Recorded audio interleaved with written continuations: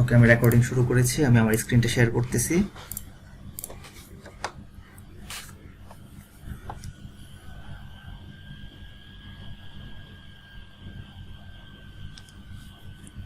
আচ্ছা, স্ক্রিনটা তো দেখা যাচ্ছে, তাই না?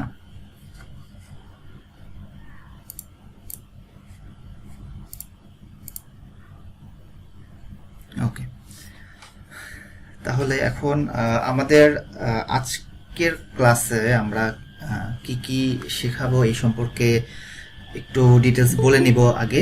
সেই সাথে আমাদের ফুল কোর্স সম্পর্কেও আজকে একটা প্রাথমিক ধারণা দিব। অ্যান্ড মোটামুটি শেষ দিকে আমরা কিছু জিনিস আমরা নিজের একটু প্র্যাকটিস করব আজকে। আমি এখানে যারা যারা আছেন সবাইকে বলেছিলাম দুইটা সফটওয়্যার অন্তত ডাউনলোড করে রাখতে। একটা হলো ভিজুয়াল স্টুডিও কোড, আর একটা হলো গিট। তো এখনো যারা জানেন না যে কিভাবে ডাউনলোড করতে হয়, তো আমি দেখিয়ে দিচ্ছি। আপনারা গুগল ক্রোমে যাবেন, গুগল ক্রোমে যে ভিজুয়াল স্টুডিও কোড এটা লিখে সার্চ করবেন। ভিজুয়াল স্টুডিও কোড লিখে সার্চ করলে আপনারা যে রেজাল্টটা পাবেন এখানে ক্লিক করবেন। ক্লিক করার পর এখান থেকে সরাসরি আপনারা যেই অপারেটিং সিস্টেম ইউজ করেন না কেন, উইন্ডোজ কিংবা লিনাক্স কিংবা ম্যাক, আপনারা সেটার জন্য ডাউনলোড করে নেবেন।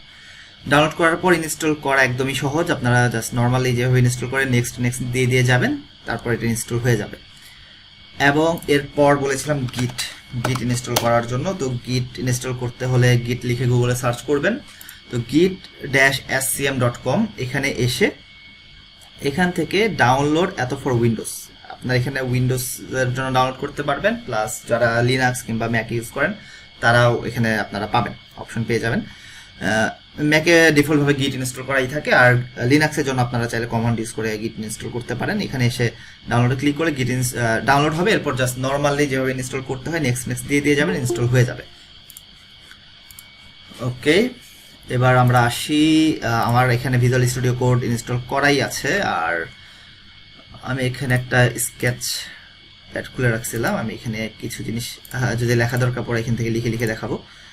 আমি আপাতত যা লিখেছিলাম এটা ইরেজ করে দিই। আচ্ছা, আমি বরং ভিজুয়াল স্টুডিও কোডটা একটু ওপেন করি আগে।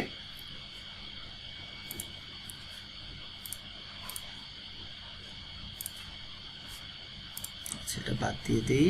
আমি আমার প্রজেক্ট ফোল্ডারের মধ্যে যে একটা ফাইল ওপেন করব।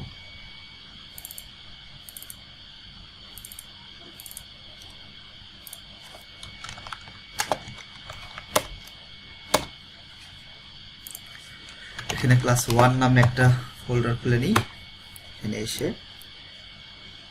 গিট ব্যাশ হেয়ার, তাহলে আপনারা গিট ইনস্টল করার পর এই অপশনটা পাবেন, গিট ব্যাশ হেয়ার। গিট ব্যাশ ওপেন করার পর যদি কোড স্পেস ডট লেখেন তাহলে আপনার ভিজুয়াল স্টুডিও কোড ইনস্টল করা থাকলে সেটা ওপেন হয়ে যাবে। ওকে, ঠিক আছে। এবার আমি এখানে এসে নিউ ফাইল ক্রিয়েট করলাম। এখানে একটা নিউ ফাইল, আনটাইটেল ফাইল দেখাচ্ছে। এখানে জাস্ট এটা আমি একটা টেক্সট ফাইল বানাবো। এখানে লিখতে পারি নোট ডট টিএক্সটি, তাহলে এটা আমার একটা টেক্সট ফাইল হিসেবে সেভ হবে। এখানে জাস্ট একটা নর্মাল টেক্সট ফাইল। আচ্ছা, সবাইকে বলে রাখি, যদি কারো কোনো টপিক বুঝতে প্রবলেম হয় ইমিডিয়েটলি সাথে সাথে আপনার মাইক্রোফোনটা অন করে জানাবেন।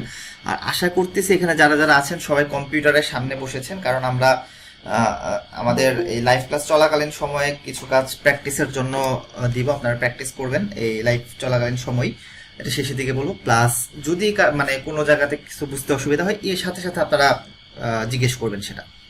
আর শেষে তো প্রশ্ন উত্তর পর্ব থাকবে একটা, তাতে কোনো সমস্যা নেই। আর এই দুইটা সফটওয়্যার যারা এখন ইনস্টল করেন নাই, একটু কাইন্ডলি এখন ইনস্টল করে ফেলেন। এটা ইনস্টল বা ডাউনলোড করে ফেলেন, এটা ডাউনলোড করতে বেশি একটা সময় লাগবে না।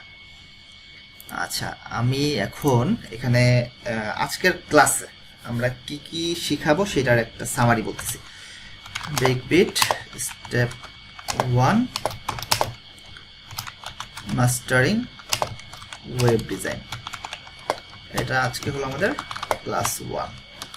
তো আজকের ক্লাসে প্রথমে আমরা যেটা নিয়ে আলোচনা করব সেটা হলো job market and freelance market. Okay, প্রথমে এটার সম্পর্কে একটু বলে নেই। আমরা নর্মালি ওয়েব ডিজাইন বা ওয়েব ডেভেলপমেন্ট কেন শিখি, কেউ কি বলতে চান? কেন আমরা ওয়েবের কাজ শিখতে আসছি, কেন আমরা ওয়েব ডিজাইনের কাজ শিখতে আসছি? কেউ একজন বলেন তো আমাকে, যারা যারা আছে ক্লাসে। হ্যালো, আমার কথা কি শোনা যাচ্ছে?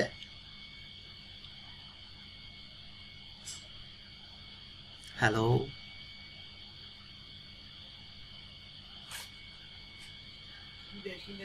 আচ্ছা কাইন্ডলি কেউ রেসপন্স করবেন, কারণ রেসপন্স না করলে আমার মনে হচ্ছে যে আমি প্রবলেম, আমার হয়তো বা কথা শোনা যাচ্ছে না। ভাইয়া কথা শোনা যাচ্ছে। ও আচ্ছা ঠিক আছে, কেউ একজন কাইন্ডলি একটু বলেন যে আপনি কেন ওয়েব ডিজাইন বা কেন ওয়েব ডেভেলপমেন্ট শিখতে চান। আজকে তো আমরা ফার্স্ট ক্লাস শুরু করতেছি, আমরা মোটামুটি এটা 15 দিনের একটা লং কোর্সই বলা যায় ওয়েব ডিজাইনের উপর, শুধুমাত্র 15 দিনের লং কোর্স। আমরা আস্তে ধীরে ইনশাল্লাহ দরকারি যা যা দরকার সবকিছুই শিখবো। কিন্তু এই যে এত কষ্ট করে 15 দিন ক্লাস করে আবার ডেইলি নিজে নিজে প্র্যাকটিস করে করে শিখতেছেন, তো কেন এত কষ্ট করে শিখতেছেন এই ওয়েব ডিজাইন বা ওয়েব ডেভেলপমেন্ট কেন শিখবেন আপনি? কাইন্ডলি কেউ একজন আমাকে বলেন।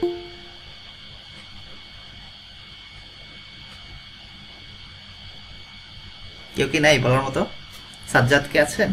সাজ্জাদ, জি ভাই।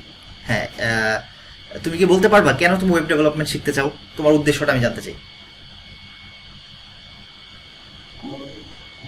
ভাইয়া নর্মালি হচ্ছে যে আমার ইয়াটা যেটা আমি হচ্ছে যে মানে পিএইচডি ইঞ্জিনিয়ার হিসাবে হচ্ছে যে আমি আগে থেকেই ওয়েব ডেভেলপমেন্টের উপর হচ্ছে যে আমার প্ল্যাটফর্মটা ইয়া করার ইচ্ছা ছিল আর কি।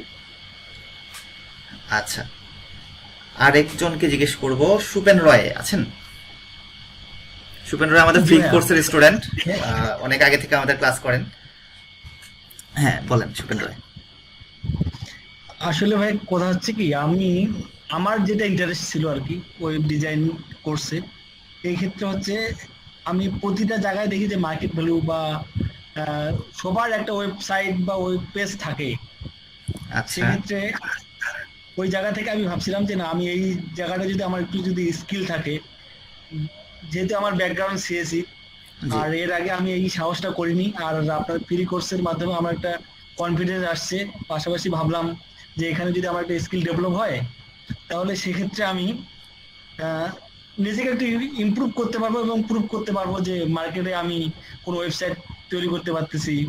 এবং আহ, আপনার ফ্রিল্যান্সিং করা, পাশাপাশি আমি জব মার্কেটে নিজেকে প্রুভ করতে পারবো, এই জন্য আর কি ওকে ওয়েব ডিজাইনটা শিখতে। ওকে ঠিক আছে, বুঝতে পেরেছি, থ্যাংক ইউ। আচ্ছা, এখানে একজন মেসেজে লিখেছেন নিজের ওয়েবসাইট বানানোর জন্য, সৃজনশীল কাজ করার জন্য। আরেকজন লিখেছেন অনলি পার্সোনাল ইচ্ছা থেকে শিখতে চাই, কোনো স্পেশাল রিজন নাই। ওকে ঠিক আছে, এখন আমি যার কাছ থেকে ওয়েব ডেভেলপমেন্ট শিখেছিলাম উনি হলেন নিউ হরিজন্সের হাসান স্যার। আপনারা চিনবেন কিনা আমি জানি না। নিউ হরিজন্স মোটামুটি বাংলাদেশের 2015 সালে থেকে কিন্তু খুব ভালো একটা কোম্পানি, ওই সময়ের দিকের নিউ হরিজন্স, এটা ধানমন্ডিতে এটা শাখা। তো ওইখানের যিনি ট্রেনার ছিলেন হাসান স্যার, উনি তখন বাংলাদেশের মোটামুটি বাংলাদেশের মধ্যে বেশ ভালো লেভেলের একজন ওয়েব ডেভেলপার ছিলেন। তো উনি যেটা বলেছিলেন আমাদেরকে যে আমরা কেউই আসলে শুধুমাত্র ইন্টারেস্টের জন্য ওয়েব ডেভেলপমেন্ট কি এটা জানার জন্য বা শুধু শেখা দরকার জ্ঞান অর্জনের জন্য কিন্তু আসলে ওয়েব ডেভেলপমেন্ট শিখতে আসি না। এটা কেউই নর্মালি এটা যেই কাজটা করতে আসে না। সবারই একটাই ইচ্ছা, দিন শেষে যেই জিনিসটা কষ্ট করে শিখতেছি এটার যেন একটা ভ্যালু থাকে। অর্থাৎ আমরা যে এত কষ্ট করে ওয়েব ডেভেলপমেন্ট শিখবো, এত কষ্ট করে একটা স্কিল ডেভেলপ করব, দিন শেষে যেন এটার একটা আউটকাম আসে, অর্থাৎ আমি যেন এটা থেকে আমার নিজের একটা ইনকাম সোর্সের ব্যবস্থা করতে পারি। আচ্ছা, একজন লিখেছেন ইন্ডিপেন্ডেন্ট জব। আচ্ছা সেটা ঠিক আছে, কিন্তু মেইন কথা হলো যে ইন্ডিপেন্ডেন্ট জব কিংবা আপনি চাকরি করেন বা যেটাই হোক না কেন, দিন শেষে আমার একটা ইনকাম আসতে হবে, আউটকাম আসতে হবে। এটা না হলে আসলে শুধু শুধু কিন্তু কেউ ওয়েব ডেভেলপমেন্টের মতো একটা কঠিন টাস্ক শিখতে আসে না। তো যারা আমরা এখানে শিখতে আসছি, আমি জানি না এরকম কেউ আছেন কিনা যে নিজেদের ফ্রেন্ডদেরকে দেখছেন যে তারা অনেক ডলার কামাইতেছে, ডলার কামায় কামায় তারপরে ছবি শেয়ার করতেছে, এরকম হয়তো অনেকেই দেখছেন, নিজের ফ্রেন্ডদেরকে দেখছেন বা ফেসবুকে দেখছেন। যারা ডলার কামায় আসতেছে, শুধু এই ছবি দেখে যারা এখানে আসছেন তাদেরকে আমি আজকে একটু ডিমোটিভেট করার চেষ্টা করব যে ডলার কামানো কিংবা টাকা উপার্জন করা বা ওয়েব ডেভেলপমেন্ট শিখে আর্ন করার ব্যাপারটা যতটা সহজ মনে হয় অত বেশি সহজ না, ঠিক আছে, অত বেশি সোজা না। এর জন্য একটাই মোটিভেশন আছে আমাদের সবার ক্ষেত্রে, এটা হলো যে পৃথিবীর সব মানুষের ক্ষেত্রে একটাই মোটিভেশন, সেটা আমি এখানে লিখে দিতেছি, hard work and time management. আমরা যারা ওয়েব ডেভেলপার হইতে চাই তাদের আমি আজকে যেহেতু আমাদের প্রথম ক্লাস, তো এই কথাটা আমি আজকে একবার বলে দিতেছি। এই জিনিসটাই আমাদের মেইন মোটিভেশন হবে, যে hard work and time management. অর্থাৎ আপনাকে প্রচন্ড পরিশ্রম করতে হবে, সেই সাথে আপনাকে টাইম ম্যানেজমেন্ট শিখতে হবে। ঠিক আছে, এই কথাটা কেন লিখতেছি, এখানে অনেকে আছেন আমি জানি যারা প্রায় 1 বছরের উপরে ধরে ওয়েব ডেভেলপমেন্টে লাইগা আছেন বা ওয়েব ডিজাইন শিখতেছেন, কিন্তু আসলে এখন পর্যন্ত নিজের মধ্যে সেই কনফিডেন্সটাই আসে নাই যে আমি আসলে কি শিখছি এতদিনে। ঠিক আছে, কনফিডেন্সটা আসে না, এবং তারপরে আমার এই কোর্সে এসে ভর্তি হয়েছেন যে আসলে দেখি ভালো করে কিছু শেখা যায় কিনা। ঠিক আছে, কিন্তু যদি ওই 1 বছর বা 6 মাসই মনে করেন, সেই 6 মাস যদি আপনি একটু টাইম ম্যানেজমেন্ট এবং এই হার্ড ওয়ার্ক এই জিনিসটা মেনটেন করতে পারতেন, তাহলে আজকের আমার এই কোর্সে আপনাদের ভর্তি হওয়ার প্রয়োজন ছিল না। যাই হোক, আমাদের বেগবিট আমাদের এই যে 6 মাসের কোর্স সম্পর্কে আগে একটু বলে নেই। এটা হলো যে 6 মান্থ লং কোর্স, যেটা আমি 3 স্টেপে ডিভাইড করছি। তার মধ্যে স্টেপ 1 চলতেছে, স্টেপ 1 এর ফার্স্ট ক্লাস আজকে। এটা হলো মাস্টারিং ওয়েব ডিজাইন, অর্থাৎ আপনি যদি ফুল স্ট্যাক ওয়েব ডেভেলপার হইতে চান, সেক্ষেত্রে আপনার ওয়েব ডিজাইনটা সবার আগে ভালো করে শিখতে হবে। তো এটা হলো যে 15টা ক্লাস হবে আমাদের টোটাল 1.5 মাস, যেখানে আমাদের 1.5 মান্থ লাগবে প্রায়। এখানে আমরা টোটাল 2টা project PhD to STML. Participant camera off রাখলে মেবি ভালো হয়, যে শরীফ ভাই আর কথা বলতেছি। আচ্ছা আচ্ছা, আমরা সবাই একটু কাইন্ডলি আমাদের ক্যামেরাটা অফ রাখবো, তাহলে হয়তো অনেকের আনইজি ফিল হবে না। আমরা একটু চেষ্টা করবো ক্যামেরাটা অফ রাখতে। ওকে, ঠিক আছে, যেটা বলতেছিলাম, স্টেপ 1 মাস্টারিং ওয়েব ডিজাইন, যেখানে আমরা 2টা প্রজেক্ট কমপ্লিট করে দেখাবো এই 15 ক্লাসে ভালো করে শিখে। অ্যান্ড এরপরে আপনাদেরকে আমরা আরো 2টা প্রজেক্ট দিব আপনারা প্র্যাকটিস করার জন্য, প্র্যাকটিস করে কমপ্লিট করার জন্য। আচ্ছা, এটা ব্যাপারে পরে আসতেছি আমি। এরপর আসবে আমাদের স্টেপ 2, যেটা হলো যে স্টেপ 1 শেষ করার পরে শুরু হবে স্টেপ 2 হবে আমাদের object oriented PHP and MySQL A to Z. এখানে আমরা অ্যাকচুয়ালি নর্মাল আপনার ইউটিউবে হয়তো অবজেক্ট ওরিয়েন্টেড পিএইচপির অনেক ভিডিও টিউটোরিয়াল দেখে থাকবেন, কিংবা মাইএসকিউএল টিউটোরিয়াল দেখে থাকবেন। এই জায়গায় আমরা যেটা করব, শুধু অবজেক্ট ওরিয়েন্টেড পিএইচপি কনসেপ্ট শিখাবো না, সেই সাথে অবজেক্ট ওরিয়েন্টেড পিএইচপি কিভাবে ব্যবহার করতে হয়, যেটা অ্যাকচুয়ালি সবথেকে কঠিন কাজ। কনসেপ্ট সবাই শিখতে পারে, বই পড়লেই কনসেপ্ট শেখা যায়, ইউটিউব ভিডিও দেখলে কনসেপ্ট শেখা যায়, কিন্তু এটাকে প্র্যাকটিক্যালি কাজে লাগানো কিন্তু এটা সব জায়গা থেকে শেখা যায় না। এটা পুরোপুরি ডিপেন্ড করে আপনার নিজের প্র্যাকটিসের উপর, আপনি নিজের কতটুকু নিজেরা প্র্যাকটিস করে। যেমন মানুষ কিন্তু যারা ভালো গান গায়, অনেক বছর ধরে ধরে গান গাইতে গাইতে গাইতে নিজেদের গলা পরিষ্কার করে, তখন তাদের গানটা ভালো হয়। এই অবজেক্ট ওরিয়েন্টেড পিএইচপির ব্যাপারটা সেরকম, যে অনেকদিন ধরে প্র্যাকটিস করতে করতে তখন আপনার এটার স্কিলটা তৈরি হবে, শুধু কনসেপ্ট শিখলে তৈরি হয় না। তো আমরা চেষ্টা করবো এমনভাবে শেখানোর যেন আপনাদের সেই স্কিলটা তৈরি হয়ে যায়। তো এটার জন্য আমাদের লাগবে 25টা ক্লাস করাবো আমরা, সেটা হবে অ্যাবাউট 2 মান্থস। অ্যান্ড এখানেও আমরা এমভিসি প্যাটার্নে 2টা প্রজেক্ট ডেভেলপ করবো। এমভিসি মানে হলো মডেল ভিউ কন্ট্রোলার। এমভিসি প্যাটার্নে আমরা 2টা প্রজেক্ট ডেভেলপ করব, এবং এরপরে আসবে আমাদের স্টেপ 3। স্টেপ 3তে থাকবে আমাদের লারাভেল ফ্রেমওয়ার্ক, এবং যেটা অ্যাকচুয়ালি হবে আমাদের আমরা কমপ্লিট একটা ই কমার্স ওয়েবসাইট ডেভেলপ করব। কারণ একটা ই কমার্স সাইট ডেভেলপ করতে করতে অ্যাকচুয়ালি যা শেখা যায়, তা মানে যতটুকু কাজ শেখা হয়ে যায়, এটা দিয়ে আসলে যে কোনো কিছু ডেভেলপ করা যায়। ই কমার্স সাইটে প্রায় সবকিছুই থাকে। যেমন আপনি যদি পয়েন্ট অফ সেলের কথা বলেন, point of sale e commerce সাইটের মধ্যে আছে। তারপর অথেন্টিকেশনের কথা বলেন, মোটামুটি ধরা যায় যে দরকারি যা যা শেখা দরকার সবকিছু একটা ই কমার্স ওয়েবসাইট ডেভেলপ করলে শেখা হয়ে যায়। যে কারণে আমরা একটা ই কমার্স ওয়েবসাইট ডেভেলপ করা শিখাবো। এটার পাশাপাশি আপনারা নিজেরা একটা full complete web application develop করবেন, ওইটাতে আমরা আপনাকে হেল্প করবো। একটা তো আমরা বানায় দেখাবোই, সাথে সাথে আপনারাও একটা ডেভেলপ করবেন। তাহলে যেটা হবে যে ইনশাল্লাহ লারাভেলের যা যা দরকার সেটা আপনাদের পুরোপুরি ক্লিয়ার হয়ে যাবে। এটার জন্য আমাদের 35 ক্লাস লাগবে, এবং এটা আমার জন্য আমরা 2.5 মান্থ সময় নিব। এই হলো টোটাল 6 মাস, যেখানে আমরা 2টা প্রজেক্ট ডেভেলপ করব। ওকে, এটা এর জন্য আমরা 2টা প্রজেক্ট ডেভেলপ করব। এবং আরেকটা কথা, সেটা হলো যে এই 6 মাসের এই কোর্সটা যদি আমি আপনাদেরকে ফ্রিতে প্রোভাইড করতে পারতাম, তাহলে এটা আমার কাছেই খুব ভালো লাগতো। কিন্তু আসলে এত লং টাইমের একটা কোর্স একজন আসলে ফ্রিতে প্রোভাইড করতে পারে না। নর্মালি কেউ এত লং টাইমের কোর্স এভাবে লাইভ ক্লাস এসে ফ্রিতে আসলে কেউ প্রোভাইড করতে পারবে না। কারণ সবারই আসলে দিন শেষে একটা আউটকাম দরকার, যেটা আমি প্রথমে বলেছিলাম যে আপনারা শিখতেও আসছেন যেরকম, যে একটা আউটকামের আশায় যে আমি এইখান থেকে ওয়েব ডেভেলপমেন্ট শিখে দিন শেষে ইনশাল্লাহ একটা ইনকাম সোর্সের ব্যবস্থা যেন করতে পারি, এটার আশায় আসছেন। সেরকমই আমারও একটা ইচ্ছা থাকবে যে আমি যেন আপনাদেরকে শিখায় দিন শেষে কিছু একটা পাই। অথবা আমার আরেকটা উদ্দেশ্য আছে, সেটা হলো আমি যেন আপনাদেরকে শিখে আমার এখানে এই টোটাল কোর্সে যারা যতজন স্টুডেন্ট আছে আমার কোর্স শেষ করার পর সবাই যেন আমার মুখে উজ্জ্বল করতে পারে, অর্থাৎ সবাই যেন একটা জব কিংবা ফ্রিল্যান্সিং বা কোথাও যে যেন দাঁড়াইতে পারে, সেটা হবে আমার অ্যাচিভমেন্ট, মেইন অ্যাচিভমেন্ট। ওকে, এই ছিল আমাদের 3 স্টেপের কথা। এবার আমরা আসি স্টেপ 1-এর। আমরা স্টেপ 1-এর আজকের ক্লাস সম্পর্কে কিছু কথা বলতেছিলাম। আজকের ক্লাসে আমরা কি কি শিখাবো, প্রথমেই আমরা আসি যে job market and freelance market, এইটা সম্পর্কে আমি আগে কিছু কথা বলে নিই আজকের ক্লাসে। জব মার্কেট, প্রথমে জব মার্কেটের কথা বলি। আপনারা যদি bdjobs.com-এ যান, আমি আগে বাংলাদেশের জব মার্কেটের কথা বলি, এবং সেটা আমি নট অনলি ওয়েব ডিজাইন, আমি একদম টোটালি PHP লারাভেল এই টোটাল যে বিষয়টার ব্যাপারেই বলবো। আমরা এখানে যদি সার্চ করি bdjobs-এ IT job, just IT job লিখে সার্চ করলাম, দেখি এখানে কি রেজাল্ট আসে, আমি আপনাদেরকে সরাসরি দেখাইতে চাই। ওকে, আইটি জব সার্চ করলে এখানে আছে হলো যে IT specialist officer, IT expert, technical fisheries, specialist, আচ্ছা সিনিয়র ইঞ্জিনিয়ার। এখানে কোন ল্যাঙ্গুয়েজ চাইছে আমি একটু দেখে আসি।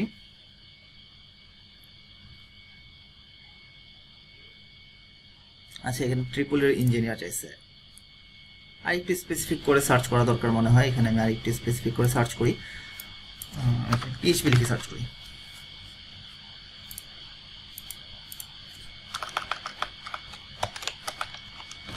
PHP লিখলাম। ওকে, এই যে software developer Laravel and react JS, web developer Laravel, WordPress, JavaScript, web developer এটা 1 to, এটা হলো এক্সপিরিয়েন্স আছে 1 to 2 ইয়ার্স। ও আরেকটা জিনিস ফিল্টারিং করা উচিত আমার, এখানে এসে জব লেভেল দেবো entry level and experience range below 1 ইয়ার, এটা লিখে আমি একটু সার্চ করব। তাহলে এখানে দেখবেন আপনারা যদি এন্ট্রি লেভেলে এবং বিলো 1 ইয়ার লিখে PHP-র জবের ব্যাপারটা সার্চ করেন, তখন দেখবেন যে প্রচুর রেজাল্ট এখানে পাবেন। মোটামুটি প্রায় সময় এখানে অন্তত কোনো না কোনো জবের রেজাল্ট এখানে পাওয়াই যায়। এটা দেখা যেতেছে এই কারণে যে বাংলাদেশে PHP ডেভেলপার হিসেবে সহজেই জব পাওয়া যায়, এন্ট্রি লেভেলের জব। মানে আপনি PHP শিখছেন, আপনি একজন ফ্রেশার, আপনার এখনো কোনো জব এক্সপিরিয়েন্স নাই, কিন্তু চাইলে আপনি এক্সপিরিয়েন্স ছাড়া একটা কোম্পানিতে জব করতে পারবেন।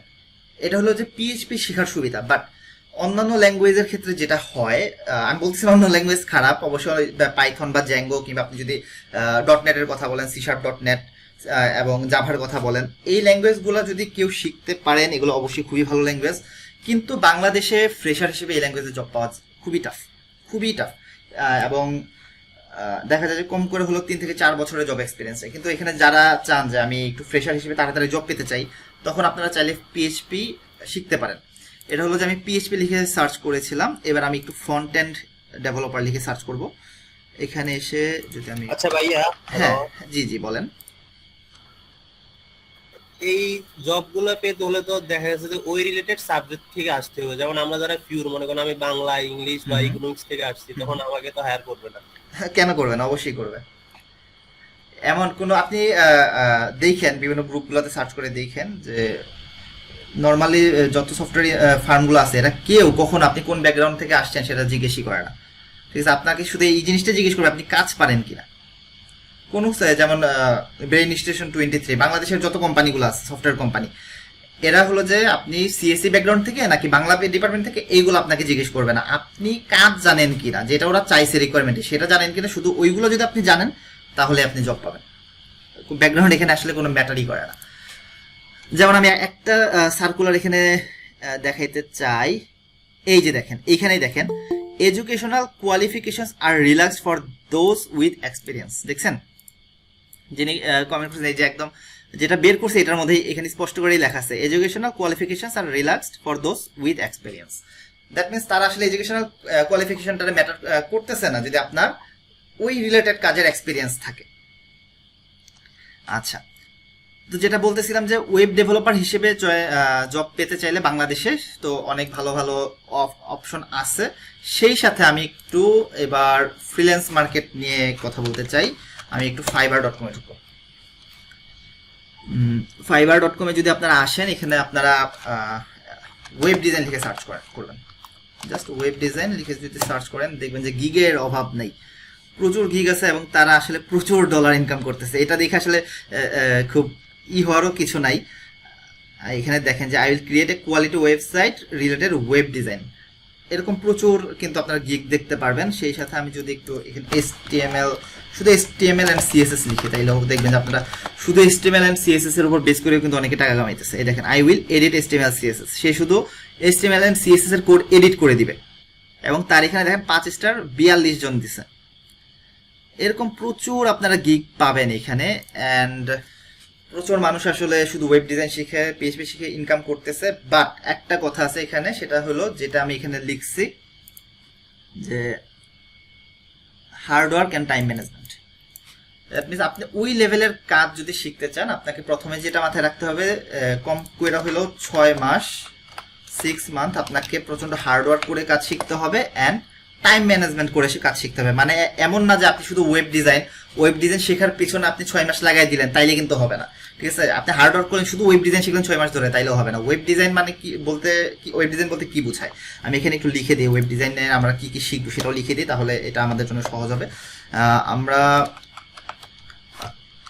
ওয়েব ডিজাইন বলতে যা বুঝি, ওয়েব ডিজাইন বা ফ্রন্ট এন্ড ডিজাইন বলতে আমরা যেটা বুঝি সেটা হলো HTML অ্যান্ড CSS। এটা হলো প্রথম কথা, HTML অ্যান্ড CSS ভালো করে শিখতে হবে। দেন আসতেছে আপনার রেসপন্সিভ ডিজাইন। এরপর আপনার আসতেছে পিক্সেল পারফেক্ট ডিজাইন।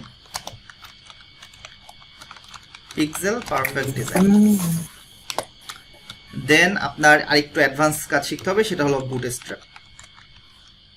আচ্ছা, বুটস্ট্র্যাপ শেখার আগেই আসলে দুইটা জিনিসের বেসিক ক্লিয়ার করে শিখতে হয়। সেটার এক নাম্বার হলো যে জাভাস্ক্রিপ্ট, এটার বেসিক একদম ভালো করে শিখতে হবে আপনাকে, অ্যান্ড jQuery, এটার বেসিকও শিখতে হবে। এটা ছাড়াও আরো কিছু আছে, আমি এটা নিচে লিখবো। সেটা প্রথমটা হলো যে React.js। তো মোটামুটি আপনি যদি এই কয়েকটা জিনিস ভালো করে শিখতে পারেন এবং এই কয়েকটা জিনিসের উপর আপনার কম করে হলেও 10টা প্রজেক্ট আপনি নিজে নিজে ডেভেলপ করতে পারেন, এখানে যা যা লিখছি এগুলোর উপর 10টা প্রজেক্ট। আরেকটা জিনিস বাকি আছে আমার, সেটা হলো PhD টু রেসপন্সিভ ডিজাইন। এই কয়েকটা টপিক, এইগুলো যদি আপনি মোটামুটি ভালো করে শিখতে পারেন, বেসিক ক্লিয়ার করে, এরপর কম করে হলো আপনাকে 10টা প্রজেক্ট নিজে নিজে করতে হবে। এরপরে আমি একদম ডেফিনেটলি আপনাকে বলতে পারি যে ইনশাল্লাহ আপনি ফ্রিল্যান্স মার্কেটে কাজ করেন, আপনি নিজে জব করেন, সব জায়গাতে ইনশাল্লাহ ভালো করতে পারবেন, ডেফিনেটলি ভালো করতে পারবেন। তবে আপনি এর জন্য কম করে হলো 10টা প্রজেক্ট নিজে নিজে ডেভেলপ করবেন। এবং এই কাজটা করতে আপনার খুব বেশি সময় নেওয়া যাবে না, কম করে 2 থেকে আড়াই মাসের মধ্যে আপনাকে চেষ্টা করতে হবে। React.js বাদ দিয়ে, এই React.js-টা বাদ দিয়ে বাকি যেগুলো আছে, যে এই পর্যন্ত কাজ শিখতে আপনার সর্বোচ্চ 2 থেকে আড়াই মাস লাগবে। আমরা তো 15 ক্লাসে ইনশাল্লাহ মোটামুটি এখানে যা যা আছে React.js ছাড়া বাকিগুলো ইনশাল্লাহ এখানে আমরা কভার করে ফেলবো। আর এরপরে আপনাকে নিজে নিজে আসলে বেশ কিছু ওয়েবসাইট ডিজাইন করে ফেলতে হবে।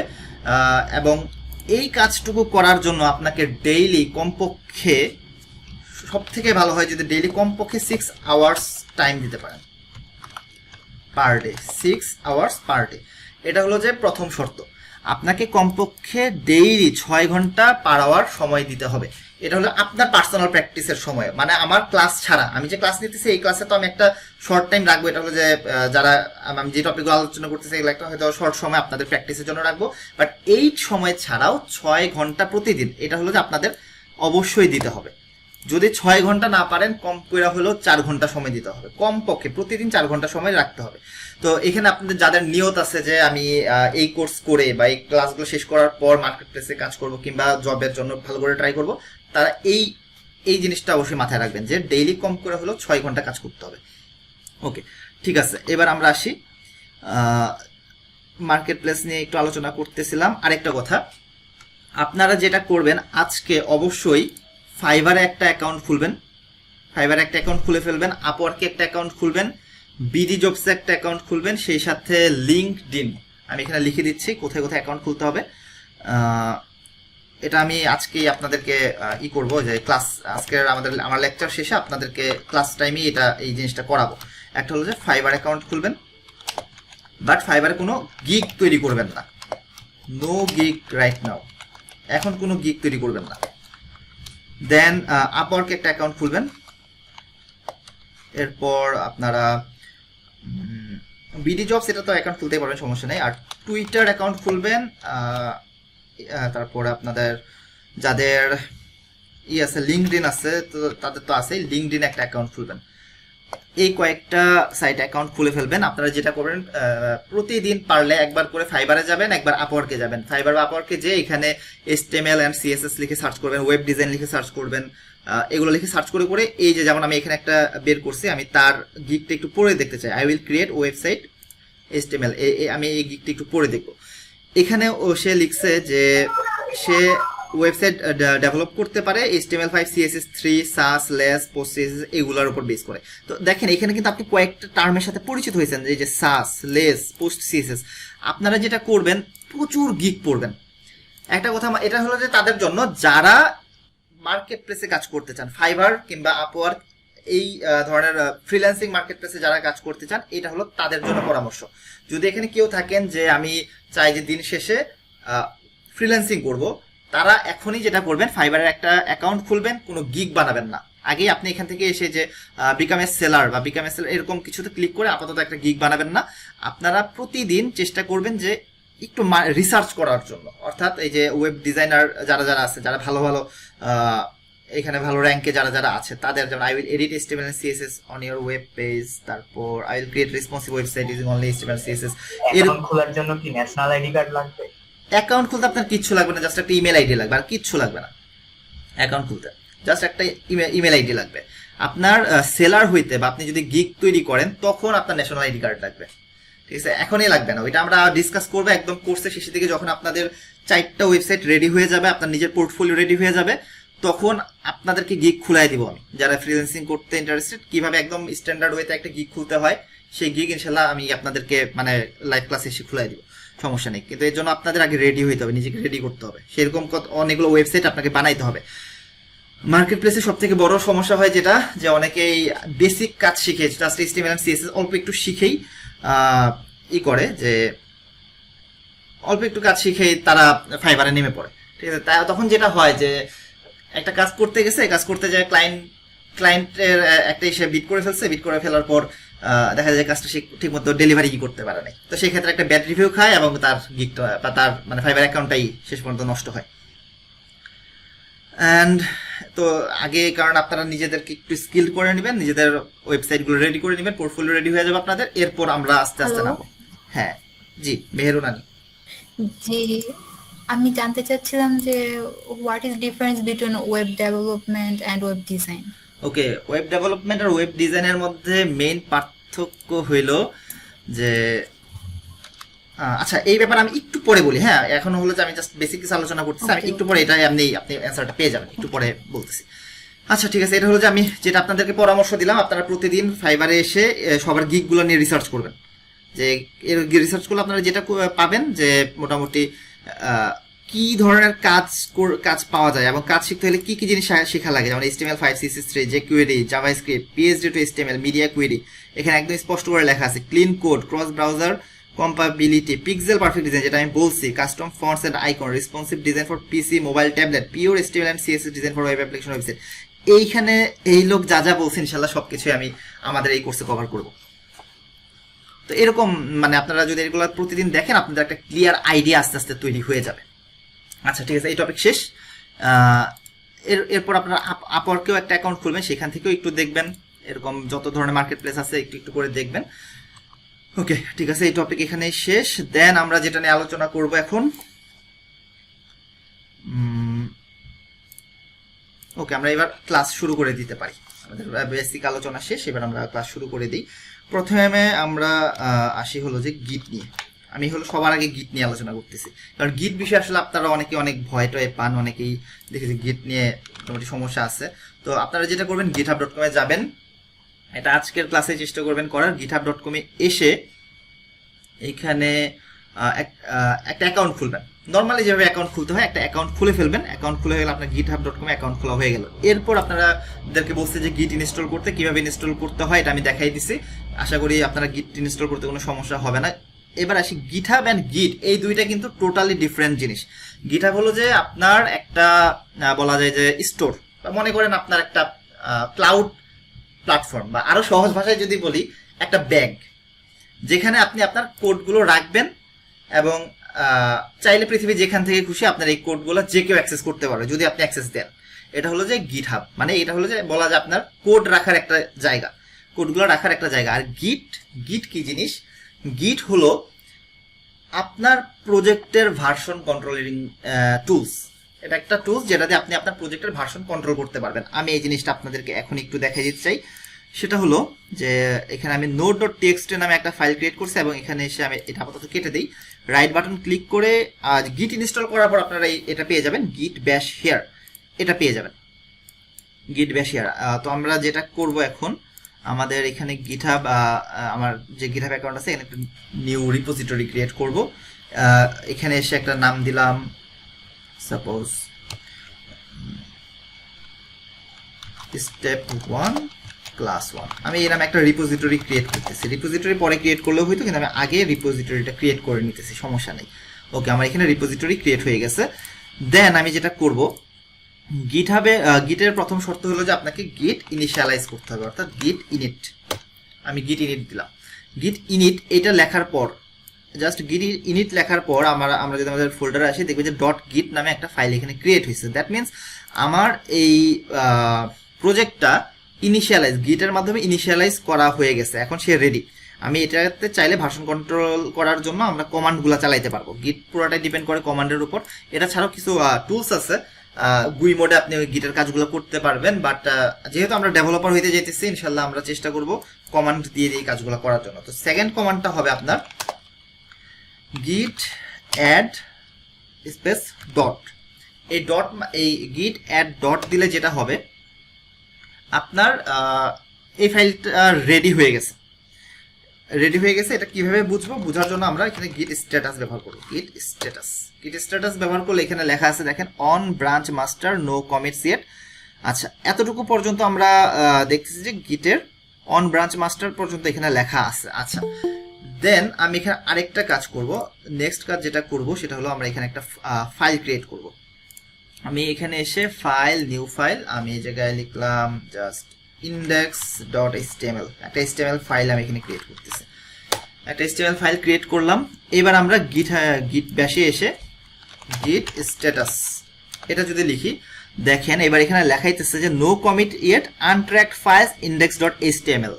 ঘটনাটা কি ঘটছে এখানে, আমাদের গিট সে ধরে ফেলছে যে আমাদের একটা নতুন ফাইল এখানে বানানো হয়েছে আনট্র্যাকড, যেটা ট্র্যাক করা হয় নাই।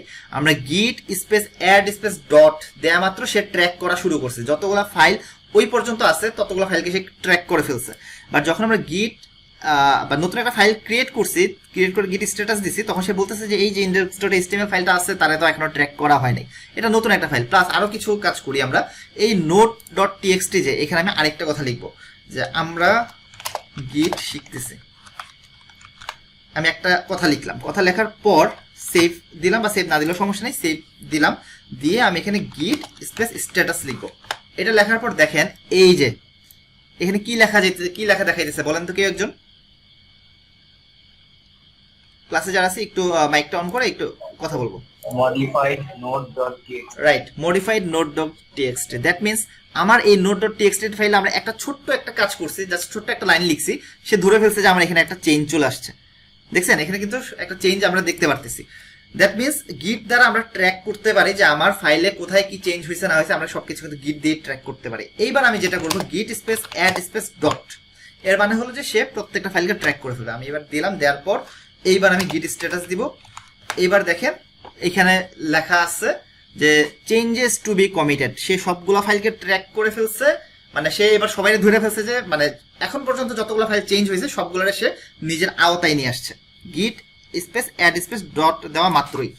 এইবার আমরা তাকে যেটা করব কমিট, গিট কমিট কি জিনিস? গিট কমিট হলো এই যে ট্র্যাক করা ফাইল গুলো আছে, ট্র্যাক হয়ে গেছে, তাদেরকে একটা এটাকে আসলে আমি সহজ ভাষায় বলতেছি, একদম মানে থিওরিটিক্যাল ভাষায় না বলে একটু সহজ ভাষায় বলে, তাদেরকে একটা লেভেলে নিয়ে যাবে যেখান থেকে সে কি বলা যায় এটা, এমন একটা লেভেলে নিয়ে যাবে যেখান থেকে আপনি চাইলে আপনার এই ফাইলটাকে গিটহাবে পুশ করে দিতে পারেন, কিংবা বলা যায় যে এটা ফাইনাল একটা পর্যায়ে চলে যাবে। তো আমি গিট কমিট করব এখন। গিট কমিট এখানে ড্যাশ এম দেওয়ার পর এখানে একটা মেসেজ লিখবো যে ফার্স্ট কমিট লিখতে পারেন, অথবা এখানে লেখা যায় যে আমরা index dot HTML file create করছি, index dot HTML file create করেছি, আমি এভাবে লিখলাম জাস্ট একটা মেসেজ। এটা দেওয়ার পর যেটা হবে আমার কমিট হয়ে গেল। আচ্ছা, কমিট ব্যাপারটা কি এটা আমরা আস্তে আস্তে আরো ক্লিয়ার হব। গিট নিয়ে আমাদের পুরো কোর্স, আমাদের এই ফুল কোর্সের মধ্যে আমাদের গিট নিয়ে প্রচুর কাজ থাকবে, প্রতিদিনই গিট নিয়ে কাজ থাকবে। ইভেন আমরা যখন টিম প্রজেক্ট করব, আমরা একটা প্রজেক্ট তো অবশ্যই টিমের মাধ্যমে করবো, আপনাদেরকে ছোট ছোট টিমে ভাগ করে দিব, তখন আপনারা ধরেন 3 জন মিলে একটা প্রজেক্ট ডেভেলপ করবেন, তাহলে আপনার টিম ওয়ার্ক শেখা হয়ে যাবে। তখন গিটের ব্যবহারটা যে কি কাজে লাগে তখন এটা বুঝতে পারবেন। আপনারা যদি গিট অ্যান্ড গিটহাব ভালো করে না জানেন, সফটওয়্যার ফার্মগুলোতে আপনারা পিছিয়ে থাকবেন। কারণ সফটওয়্যার ফার্মগুলোর যদি আপনারা সার্কুলারগুলো দেখেন, সেখানে একদম স্পষ্ট করে উল্লেখ করা থাকে যে অবশ্যই ভার্সন কন্ট্রোলিং এ সিস্টেমের সাথে অভ্যস্ত থাকতে হবে, কিংবা গিট অ্যান্ড গিটহাব সম্পর্কে ভালো আপনাদের আইডিয়া থাকতে হবে। তো আমরা পুরো কোর্সের মধ্যে আমরা এই গিটের সাথে আমাদের মানে সম্পর্কটা খুব শক্তভাবে তৈরি করবো ইনশাল্লাহ। আচ্ছা, নেক্সট আমরা আসি, কমিট করা হয়ে গেছে। এবার আমরা যেটা করব, আমাদের এই node.txt ফাইলের মধ্যে এখানে যদি আমরা আরো কিছু চেঞ্জ আনি, সাপোজ আমরা এখানে আরেকটা কথা লিখি, বা index.html এর মধ্যে আমরা একটা ছোটখাটো একটা HTML এর কোড তৈরি করি। HTML5 লিখে আমরা ছোটখাটো একটা এরকম তৈরি করলাম। এখানে একটা h1 ট্যাগ নিব, হ্যালো ওয়ার্ল্ড লিখলাম জাস্ট। লেখার পরে আমরা যেটা করব, এখানে এসে আচ্ছা এখানে এসে না, গিট ব্যাশে যাব। গিট ব্যাশে যে এবার আমরা একটু গিট স্ট্যাটাস দেখব। গিট স্ট্যাটাসটা কি এতক্ষণ আশা করি বুঝে ফেলছেন। গিট স্ট্যাটাস মানে আপনার প্রজেক্টটা কি অবস্থায় আছে সেটার একটা স্ট্যাটাস দেখাবে সবসময়। গিট স্ট্যাটাসের মানেই হলো এটা যে আপনার প্রজেক্টটা এখন কি অবস্থায় আছে। যেমন আমি এখানে একটা ছোট্ট একটা মডিফাই করছি index.html, সেটা সে দেখাই দিছে। এবং দেখেন একটা মজার বিষয়, কমিট, আপনি যে কাজগুলোকে কমিট করছেন ওই কমিটগুলোর রেজাল্ট কিন্তু দেখাইতেছে না। অর্থাৎ কমিট করার মাধ্যমে আপনি ফাইনাল স্টেজে পৌঁছে গেছেন।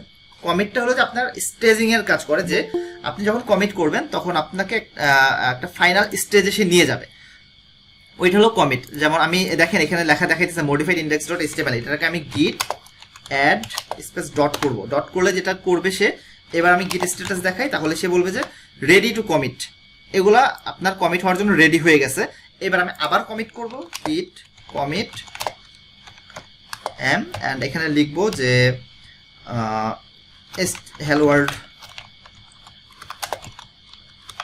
রিটার্ন, এরকম কিছু একটা মেসেজ, মানে মেসেজ যেটা লিখবো সেটা একটা অর্থ থাকতে হবে, যে কারণ কমিট যেটা করতেছেন আপনি, আপনার এটা কিসের উপরে কমিট করছেন সেই রিলেটেড একটা মেসেজ আপনি লিখবেন এখানে। এবার কমিট করার পর অনেকটা কমেন্টের মতো, যে আমরা রাইট, এক্স্যাক্টলি অনেকটা কমেন্টের মতো। আচ্ছা, এখানে আমি আবার কমিট করতে হবে আমার, গিট কমিট এম, এন্ড এখানে আমি লিখবো হ্যালো ওয়ার্ল্ড। লেখার পরে যেটা হইতেছে এই যে একটা কমিট হয়ে গেল আমার। এবার যদি আমি গিট স্ট্যাটাস দেখি, দেখবো যে আমার এই যতটুকু কাজ করছিলাম সেগুলো আমাদের একদম ফাইনাল ইসে চলে গেছে, ফাইনাল স্টেজে চলে গেছে, যে no on branch master nothing to commit, এখন আর কমিট করার কিছু নাই, অর্থাৎ কমিট করে ফেলছে। এখন এই যে কমিট করলাম, চাইলে কিন্তু আমরা রিভার্স করতে পারি, আবার চাইলে অনেক কিছু করতে পারি আমরা। এইগুলো আমরা আস্তে আস্তে শিখবো, এক ক্লাসে আসলে সবকিছু শেখা যাবে না, এগুলো আমরা কাজ করতে করতে আস্তে আস্তে ইনশাল্লাহ শিখে ফেলবো। দেন আমরা যেটা করব, এখানে আরেকটা জিনিস দেখাই, গিট লগ। গিট লগ জিনিসটা কি? গিট লগ হলো যে আপনি এখন পর্যন্ত যা যা করছেন সেগুলোর একটা সামারি আপনি এখানে দেখতে পারবেন। এই যে এখানে আমি দেখেন একটা সামারি দেখা যাচ্ছে যে এত তারিখ এতটায় আপনি এই ফাইল ক্রিয়েট করছেন। আবার এখানে লেখা দেখাইতেছে দেখেন এত তারিখ এতটায় আপনি যে হ্যালো ওয়ার্ল্ড নামে একটা কমিট করছেন। তো এখানে আপনি গিট লগের মাধ্যমে এই জিনিসগুলো দেখতে পারবেন। এটুকু ছিল মোটামুটি বেসিক। এরপরে যেটা করব, আমরা একটা রিপোজিটরি এখানে ক্রিয়েট করছিলাম। এখনো কিন্তু আমাদের এই যে গিটহাবের সাথে আমাদের গিটের কোনো সম্পর্ক তৈরি হয় নাই। আমাদের এই গিটহাবের সাথে গিটের কোনো সম্পর্ক এখনো তৈরি হয় নাই। পুরো জিনিসটা হইতেছে আমাদের লোকাল লোকাল যে কম্পিউটার, মানে আমরা যেই কম্পিউটারটা ব্যবহার করতেছি সেই কম্পিউটারের হার্ড ডিস্কে আমাদের এখন এই ভার্সন কন্ট্রোলিং যা যা হইতেছে সব আমাদের নিজেদের কম্পিউটারে হইতেছে। অর্থাৎ মনে করেন আপনি যে কমিটটা করছেন বা যে আপডেটটা রাখছেন সেটা হলো যে আপনার এই কম্পিউটারের আছে, বাট এটা কিন্তু অন্য কেউ আর ব্যবহার করতে পারবেন, এটা শুধু আপনি একাই ব্যবহার করতে পারবেন। তো আপনি যদি চান যে আপনার ওয়েবসাইট বা আপনার বানানো প্রজেক্টটা আরেকজন ডেভেলপার ইউজ করুক বা আপনার প্রজেক্টটায় অন্য কোনো ডেভেলপার কিছু কন্ট্রিবিউট করুক, সেক্ষেত্রে আপনাকে যেটা করতে হবে গিটহাব অথবা এরকম গিটহাবের মতো আরো অনেক অনেক ভার্সন কন্ট্রোলিং টুলস বা এটাকে বলা যায় কি কন্টেইনার আছে যেখানে আপনি এটা করতে পারবেন। যেমন গিটহাবের মতো আরো কি কি আছে, যাই হোক আরো অনেক আছে, এটা আপনারা একটু সার্চ করলে পেয়ে যাবেন। আপাতত গিটহাব দিয়ে আমি দেখাই। এখানে আপনার প্রজেক্টটাকে রাখতে হবে গিটহাবে। তো আমি একটা রিপোজিটরি বানাই নিছি স্টেপ 1 ক্লাস 1 নামে। এখানে দেখেন ওরা প্রথমে আপনাদেরকে কিছু কোড দিয়ে রাখছে যে এগুলো ইনিশিয়ালি আপনি এই জিনিসগুলো ইউজ করতে পারেন। এখানে দেখেন যে গিট ইনিট আমরা ব্যবহার করছি, গিট অ্যাড ওরা readme.md দিছে, মানে জাস্ট ফাইলের নেমটা লিখছে। ফাইলের নেম লিখলে শুধু সেই ফাইলটা অ্যাড করা হবে, কিন্তু সবগুলো অ্যাড হবে না। বাট আপনি গিট অ্যাড ডট যদি দেন তখন আপনার পুরো প্রজেক্টটা অ্যাড হয়ে যাবে। তারপর আপনার git commit dash M first commit. আরেকটা কথা আপনাদেরকে বলে নেই, সেটা হলো যে রুট ফোল্ডার। রুট ফোল্ডার কাকে বলে? যে ফোল্ডারের মধ্যে আমরা আমাদের মেইন কাজগুলো হইতেছে, যেমন এই ক্লাস 1 এখানে আমরা index.html ফাইলটা রাখছি, এইটা হলো আমার রুট ফোল্ডার। এই রুট ফোল্ডার বলতে যেটা বোঝায় যে একদম যেখানে আমাদের মেইন ফোল্ডার সেটা আমাদের রুট ফোল্ডার। আমি যদি এখানে আরেকটা ফোল্ডার বানাই, সাপোজ ইমেজেস নামে একটা ফোল্ডার বানাই, এটা কিন্তু আমার রুট ফোল্ডার হবে না। ইমেজ ফোল্ডার, এটার মধ্যে আমরা ইমেজগুলো রাখবো, এটা আমাদের রুট ফোল্ডার না। রুট ফোল্ডার হলো আমার এই ফোল্ডারটা, এটা আমার রুট ফোল্ডার। তো আমাদের কমিটগুলো আমরা যে কাজগুলো গিটার যে কাজগুলো করবো সেগুলো আমরা রুট ফোল্ডারে করবো, রুট ফোল্ডারের বাইরেও না বা রুট ফোল্ডারের ভিতরে অন্য কোনো ফোল্ডার বানায় তার ভিতরেও না, একদম রুট ফোল্ডারের মধ্যে আমরা কাজ করব। তো আমরা রুট ফোল্ডারটাই আমরা এখানে আপলোড করে দিব। সেটা কিভাবে করব দেখাইতেছি। দেখেন এই যে গিট কমিট, আমাদের কমিট পর্যন্ত কাজ করা হয়ে গেছে। এইবার আমরা আসি যে রিমোট রিপোজিটরিতে কিভাবে আপলোড করব। এই যে আমরা রিপোজিটরি বলতেছি এটাকে বলবো আমরা রিমোট রিপোজিটরি। আর আমাদের যে কম্পিউটার, আমাদের কম্পিউটারের মধ্যে বা আমাদের হার্ড ডিস্কের মধ্যে আমরা যে রিপোজিটরি বানাবো এটাকে বলবো লোকাল রিপোজিটরি। এই টার্মগুলোর সাথে আপনারা আজকেই পরিচিত হয়ে নেন, কারণ আমরা নেক্সট এই টার্মগুলো অনেক ব্যবহার করব।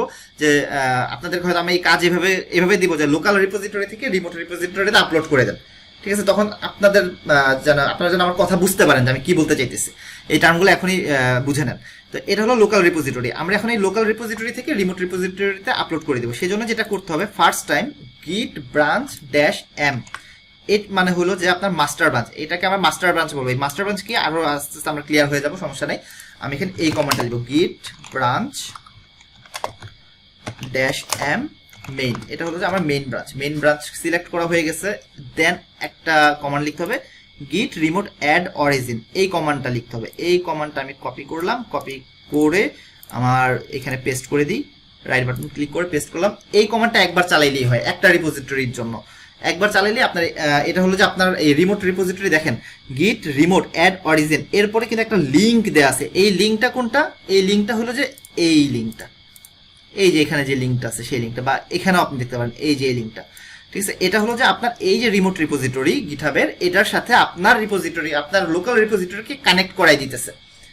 তো এইটা চালানো মাত্র আপনার লোকাল রিপোজিটরি আমাদের এই গিটহাবের রিপোজিটরির সাথে কানেক্টেড হয়ে গেল।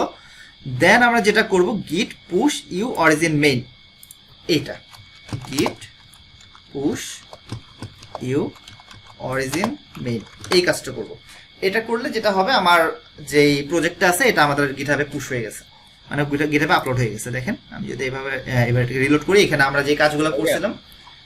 হ্যাঁ হ্যালো ভাইয়া, জি জি বলেন। মেইন এবং মাস্টার ডিফারেন্স কি জায়গা? আচ্ছা, মেইন ব্রাঞ্চ আর মাস্টার ব্রাঞ্চ ডিফারেন্স বলতে আপনার একটা ব্রাঞ্চ হবে যেটা অ্যাকচুয়ালি মেইন ব্রাঞ্চ, সেটার নাম আপনি মেইন দেন মাস্টার দেন সেটা হলো আপনার বিষয়, কিন্তু একটা ব্রাঞ্চকে আপনার মেইন ব্রাঞ্চ রাখতে হবে। ব্যাপারটা বুঝে গেছে? এটাকে আমরা মেইন ব্রাঞ্চ হিসেবে রাখছি।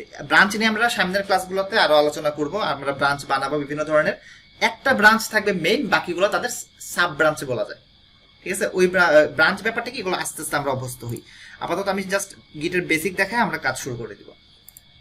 দেন আমরা যেটা করব, এখানে তো আমার আপলোড হয়ে গেছে। দেখেন এখানে কিন্তু একটা মিসিং আছে। আমাদের এই জায়গায় লোকাল যেই রিপোজিটরি সেখানে আমাদের ইমেজেস নামে একটা ফোল্ডার ছিল, বাট আমাদের রিমোট রিপোজিটরিতে ইমেজ ফোল্ডারটা আসেই নাই। কেন আসে নাই কে বলতে পারবেন? অ্যাড করা হয়নি। এটাকে আসলে অ্যাডই করা হয়নি এবং কমিটও করা হয়নি। দেখেন আমি গিট অ্যাড ডট দিলাম, তারপর আমি কমিট করি না, এখন আমি জাস্ট স্ট্যাটাসটা দেবো, গিট স্ট্যাটাসটা সবসময় দেখতে হয়।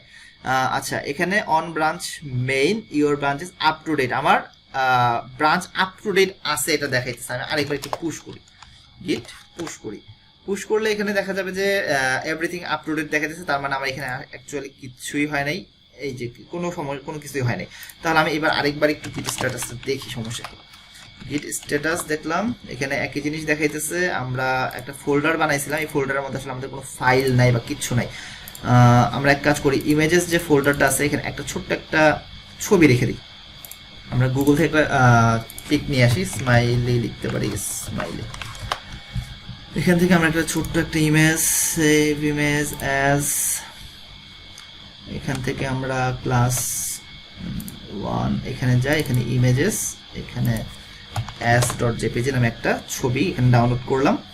এবার যদি আমরা একটু গিট স্ট্যাটাস দেখি, গিট স্ট্যাটাস, তাহলে দেখা যাবে ইমেজ নামে একটা ফোল্ডার এখানে দেখাইতেছে, যেটা অ্যাকচুয়ালি ট্র্যাক করা হয় নাই।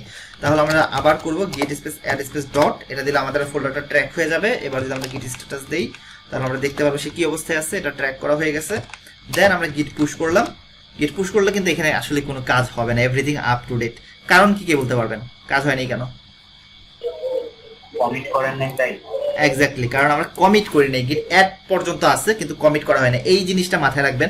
মাঝে মাঝে আপনারা যখন প্রথম দিকে কাজ করতে যাবেন দেখবেন যে গিট অ্যাড করার পর ভুলে আপনি সরাসরি গিট পুশ দিয়ে ফেলছেন, কিন্তু তখন যেটা হবে যে মানে এভরিথিং আপ টু ডেট দেখাবে, আপনার গিটহাবে পুশ হইতেছে না কেন, এইরকম একটা কনফিউশন তৈরি হয়। তো আচ্ছা, এই জিনিসটা মাথায় রাখবেন যে স্টেপগুলো মাথায় রাখবেন। আমি এখানে কমিট করে নিব আগে, গিট কমিট এম, এখানে লিখবো ইমেজ ফোল্ডার ক্রিয়েটেড। ওকে, ঠিক আছে, আমার এটা কমিট করে নিলাম। কমিট করলে যেটা হবে আমার এখানে ইমেজেস ফোল্ডার যেটা আছে, আচ্ছা এটা কমিট করলাম, পুশ করি নেই, পুশ করতে হবে, গেট পুশ দিলাম। গেট পুশ করলে আমার এখানে সুন্দর মতো এটা পুশ হয়ে যাবে। ওকে, ঠিক আছে, এই যে আমি এখানেই করি, আমার এটা সুন্দর মতো ইমেজেস ফোল্ডারটা পুশ হয়ে গেছে। সো এখন এই হলো যে গিটার প্রাথমিক অবস্থা। আপনারা যেগুলো কাজ প্র্যাকটিস করবেন, এটা আমি সবার আগে কেন দেখাইছি, কারণ আমরা যতগুলো হোমওয়ার্ক দিব সেগুলো সব আপনাদেরকে গিটহাবে পুশ করে সেই গিটের রিপোজিটরিটা আমার কাছে জমা দিতে হবে। এই কারণে আমি সবার আগে আপনাদেরকে গিট শিখাই নিলাম। গিটার শিখার কিছুই হয়নি, মাত্র 2% গিটের কাজ শিখাইছি। গিটের আরো অনেক কিছু ইনশাল্লাহ শিখাবো আস্তে আস্তে, বাট আপাতত এতটুকু হইলেই আমাদের কাজ হয়ে যাবে। তবে আরেকটা প্রবলেম আছে, এটা আপনারা যারা নতুন গিট ইনস্টল করবেন তারা একটা প্রবলেমে পড়বেন, অথেন্টিকেশন এরর নামে একটা এরর দেখাবে। যারা এই প্রবলেম পড়বেন আমাকে একটা মেসেজ দিবেন, আমি আপনাদেরকে একটা সলিউশন বলে দিব। আমি চাই আপনারা একটু প্রবলেমে পড়েন, একটু প্রবলেমে পড়লে সেই প্রবলেমটা সলিউশনের জন্য আমাকে অন্তত একটা নক করেন। যারা প্রবলেমে পড়বেন তারা আমাকে জিজ্ঞেস করবেন, আমি সলিউশন বলে দিব। দেন এবার আমরা যেটা করব, আমাদের গিট নিয়ে মোটামুটি কাজ হয়ে গেছে। এবার আমরা চলে আসি আমাদের নেক্সট কাজে। আচ্ছা, এখানে আজকের ক্লাসে আমরা ওয়েব ডিজাইনের বেসিক শেখা শুরু করব। ওয়েব ডিজাইনের যে বেসিক ওয়েব ডিজাইন এখানে শেখা শুরু করব। তার আগে আমি একটু প্রশ্ন করে নিতে চাই, যারা যারা ক্লাসে আছেন একটু মেসেজে লিখবেন আপনারা ওয়েব ডিজাইনের কে কতটুকু পারেন, পার্সেন্টেজ লিখবেন যে HTML এন্ড CSS এই দুইটার কে কত পার্সেন্ট পারেন। কারণ এখানে অনেকেই আছেন, আমার মনে হয় মেজর পার্সেন্ট আমার ফ্রি ক্লাস করে আসছেন। ফ্রি ক্লাস যারা করছেন তারা আশা করি ওয়েব HTML এন্ড CSS এর 50%ই পারেন আশা করি। তো এখানে একটু মেসেজে লিখবেন কে কত পার্সেন্ট কাজ পারেন, শুধু HTML এন্ড CSS, অন্য কিছু না। আপনারা এখানে একটু মেসেজগুলো লিখতে থাকেন, তাহলে আমি একটু বুঝতে পারবো আপনাদের পজিশনটা কোথায় আছে। আচ্ছা, এমডি জামি 10%, তাসিন হক 80%, বিগিনার 66-70%। আচ্ছা, একজন তো লিখছেন 10%, সো আমি ওই কথা মাথায় রেখেই কাজ করব, যে বিগিনার তার কথা মাথায় রেখেই কাজ করব। হ্যাঁ, তো আমি একদম বিগিনার লেভেল থেকেই শেখানো শুরু করব। তো ওয়েব ডিজাইনের আমরা প্রথমে যে কথা শিখবো, যে প্রথমে আমরা এক কাজ করি, ওয়েব ডিজাইন অ্যান্ড ডেভেলপমেন্ট এই দুইটার মধ্যে পার্থক্যটাকে আপনাদেরকে একটু বুঝাইনি। এই কোশ্চেনটা যেন কে করছিলেন, ওয়েব ডিজাইন অ্যান্ড ডেভেলপমেন্টের মধ্যে পার্থক্য কি, যিনি জিজ্ঞেস করছিলেন তিনি কি আছেন ক্লাসে? হ্যালো, ওয়েব ডিজাইন এন্ড ডেভেলপমেন্টের পার্থক্যটা কি যেন জিজ্ঞেস করেছিলেন? সম্ভবত বিজনেস এমবি। ও আচ্ছা আচ্ছা, ঠিক আছে, সমস্যা নেই। যাই হোক, ওয়েব ডিজাইন এন্ড ডেভেলপমেন্টের মধ্যে মেইন পার্থক্যটা আমি বলতেছি। আমাদের ডিজাইন বলতে যেটা বোঝায় যে আমরা আমাদের ব্রাউজার, এটা তো আমাদের একটা ব্রাউজার, সেই ব্রাউজারের মধ্যে আমরা যতটুকু যা দেখতেছি, এখানে আমরা যা দেখতেছি সেটাই হলো আমাদের ডিজাইন। অর্থাৎ আমি যদি একটা ওয়েবসাইট দেখাই, আমি আমাদের bakebit.com-এ যাই, bakebit.com-এ এসে এই যে এখানে আপনারা যেই ডিজাইনটা দেখতেছেন, এখানে যে আমি এখানে হোভার করলে এখানে একটা ইফেক্ট দিতেছে, বা আমি এখানে ক্লিক করলে একটা কিছু বের হইতেছে, এই যে এখানে একটা ইন্টারেক্টিভ একটা কাজ হইতেছে, বা এখানে একটা ক্লিক করলে মেসেঞ্জারের ফেসবুকে মেসেঞ্জারে এটা আসতেছে, আমরা ক্লায়েন্টরা বা একজন ইউজার তার ব্রাউজারে যেই জিনিসটুকু দেখে সেটাকে আমরা বলি ডিজাইন, ওয়েব ডিজাইন বা ফ্রন্ট এন্ড, যেটাকে আমরা বলা হয়, যেটাকে বলি আমরা ফ্রন্ট এন্ড। অর্থাৎ ওয়েব ডিজাইন মানে হলো আপনার ফ্রন্ট এন্ড। এখানে একটা টার্ম আসছে যে ক্লায়েন্ট। ক্লায়েন্ট বলতে যেটা বোঝায় যে ব্রাউজারটা ব্যবহার করতেছে, যেই মানুষটা ব্রাউজার ব্যবহার করতেছে তাকে আমরা বলি ক্লায়েন্ট। যেই মানুষটা ব্রাউজারটা ব্যবহার করতেছে তাকে আমরা বলি ক্লায়েন্ট। অর্থাৎ এখানে যা আছে সেগুলো ক্লায়েন্ট এন্ড। অর্থাৎ ফ্রন্ট এন্ডের আরেকটা নাম আছে, সেটাকে আমরা বলতে পারি ক্লায়েন্ট এন্ড, অথবা এখানে আমরা বলতে পারি ক্লায়েন্ট এন্ড। এটা হলো ফ্রন্ট এন্ডের আরেকটা নাম। অ্যান্ড আপনারা যদি আরেকটা জিনিস খেয়াল করেন যে আমরা এটা ইন্সপেক্ট করি, ইন্সপেক্ট না, আমি এখানে রাইট বাটন ক্লিক করে ভিউ পেজ সোর্সে যদি যাই, তাহলে আপনারা এখানে দেখতে পারবেন আমরা HTML এন্ড CSS এর সব কোড কিন্তু এখানে দেখতে পারতেছি। এর কারণ হলো ফ্রন্ট এন্ড বা ওয়েব ডিজাইন যেটা, এই ওয়েব ডিজাইনের সব কোড আমার কম্পিউটারের ব্রাউজারে চলে আসে। আমার ওয়েব ডিজাইনের সব কোড থাকে আমার ব্রাউজারে। সো তাহলে ওয়েব ডিজাইন ব্যাপারটা আশা করি মোটামুটি বোঝা গেছে। তাহলে ওয়েব ডেভেলপমেন্ট ব্যাপারটা কি? ডিজাইন তো মোটামুটি বুঝলাম, ওয়েব ডেভেলপমেন্ট ব্যাপারটা কি এটা একটু বোঝানোর চেষ্টা করি। ওয়েব ডেভেলপমেন্ট ব্যাপারটা হলো আসলে এই design and front end plus back এন্ডের combination. Front end and back এন্ডের যে কম্বিনেশন সেটাকে আমরা বলি হলো ওয়েব ডেভেলপমেন্ট। এটাই হলো আমাদের ওয়েব ডেভেলপমেন্ট। তাহলে আমাদের বুঝতে হবে যে ব্যাক এন্ড ব্যাপারটা কি। তো ফ্রন্ট এন্ড ব্যাপারটা আমরা বুঝছি, আমি একদম শর্ট করে বুঝাবো যে ব্যাক এন্ড ব্যাপারটা কি। ব্যাক এন্ড মানে হলো আপনার এটা বলতে পারেন যে সার্ভার এন্ড বা সার্ভার সাইড। ব্যাক এন্ড মানে হলো সার্ভার সাইড। তো এখন কথা আসতেছে যে সার্ভার জিনিসটা কি। সার্ভার ব্যাপারটা হলো যে আমি এটা সহজে বোঝানোর জন্য আপনাকে এখানে একটা ছবি দেখাবো। সার্ভার বা এইভাবে লিখি PHP সার্ভার অ্যানিমেশন, এরকম একটা দেখি এখানে কিছু পাওয়া যায় কিনা। এই তো সুন্দর একটা চলে আসছে, ছবি চলে আসছে। এই ছবিটা আমি একটু দেখতে চাই। আচ্ছা, দ্য ক্লায়েন্ট সার্ভার মডেল।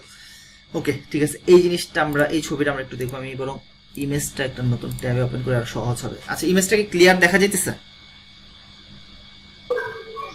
ওকে, ঠিক আছে। এইখানে যেটা দেখাইতেছে যে ক্লায়েন্ট, যেটার কথা আমি একটু আগে বললাম, ক্লায়েন্ট বলতে যেটা বোঝায় যে একজন ইউজার যেটা দেখতেছে সেটাকে আমরা ক্লায়েন্ট বলি, বা ব্রাউজারে যেটা দেখতেছে সেটাকে আমরা ক্লায়েন্ট সাইড বলি। ইউজারকে আমরা বলবো ক্লায়েন্ট, এবং এই যে ব্রাউজারে যা দেখাইতেছে সেটাকে আমরা বলবো client side. And client side যেটা করে, এখানে আমরা তো এখানে বিভিন্ন ধরনের ইনফরমেশন দেখতে পারি। যেমন আমার এখানে একটা ইনফরমেশন আছে, full stack Laravel web development training. এখানে কিছু ইনফরমেশন দেখাইতেছে। এই যে ইনফরমেশনগুলো আছে, এই ইনফরমেশনগুলো তো আমরা ব্রাউজারে দেখতে পারতেছি, বাট ওরা কিন্তু আমার ব্রাউজারে ছিল না, তাই না? ওরা আসছে কোন জায়গা থেকে? কেউ একজন বলেন তো। এটা তো আমার ব্রাউজারে ছিল না আগে, এরা কোত্থেকে আসছে? এক্স্যাক্টলি, এটা আসছে সার্ভার থেকে বা ডাটাবেস থেকে। এই যে আমরা এখানে যা দেখতেছি, আমার ব্রাউজারে কিছু ছিল না, কিন্তু সে আসতেছে সার্ভার থেকে। এই সার্ভারটা কই আছে?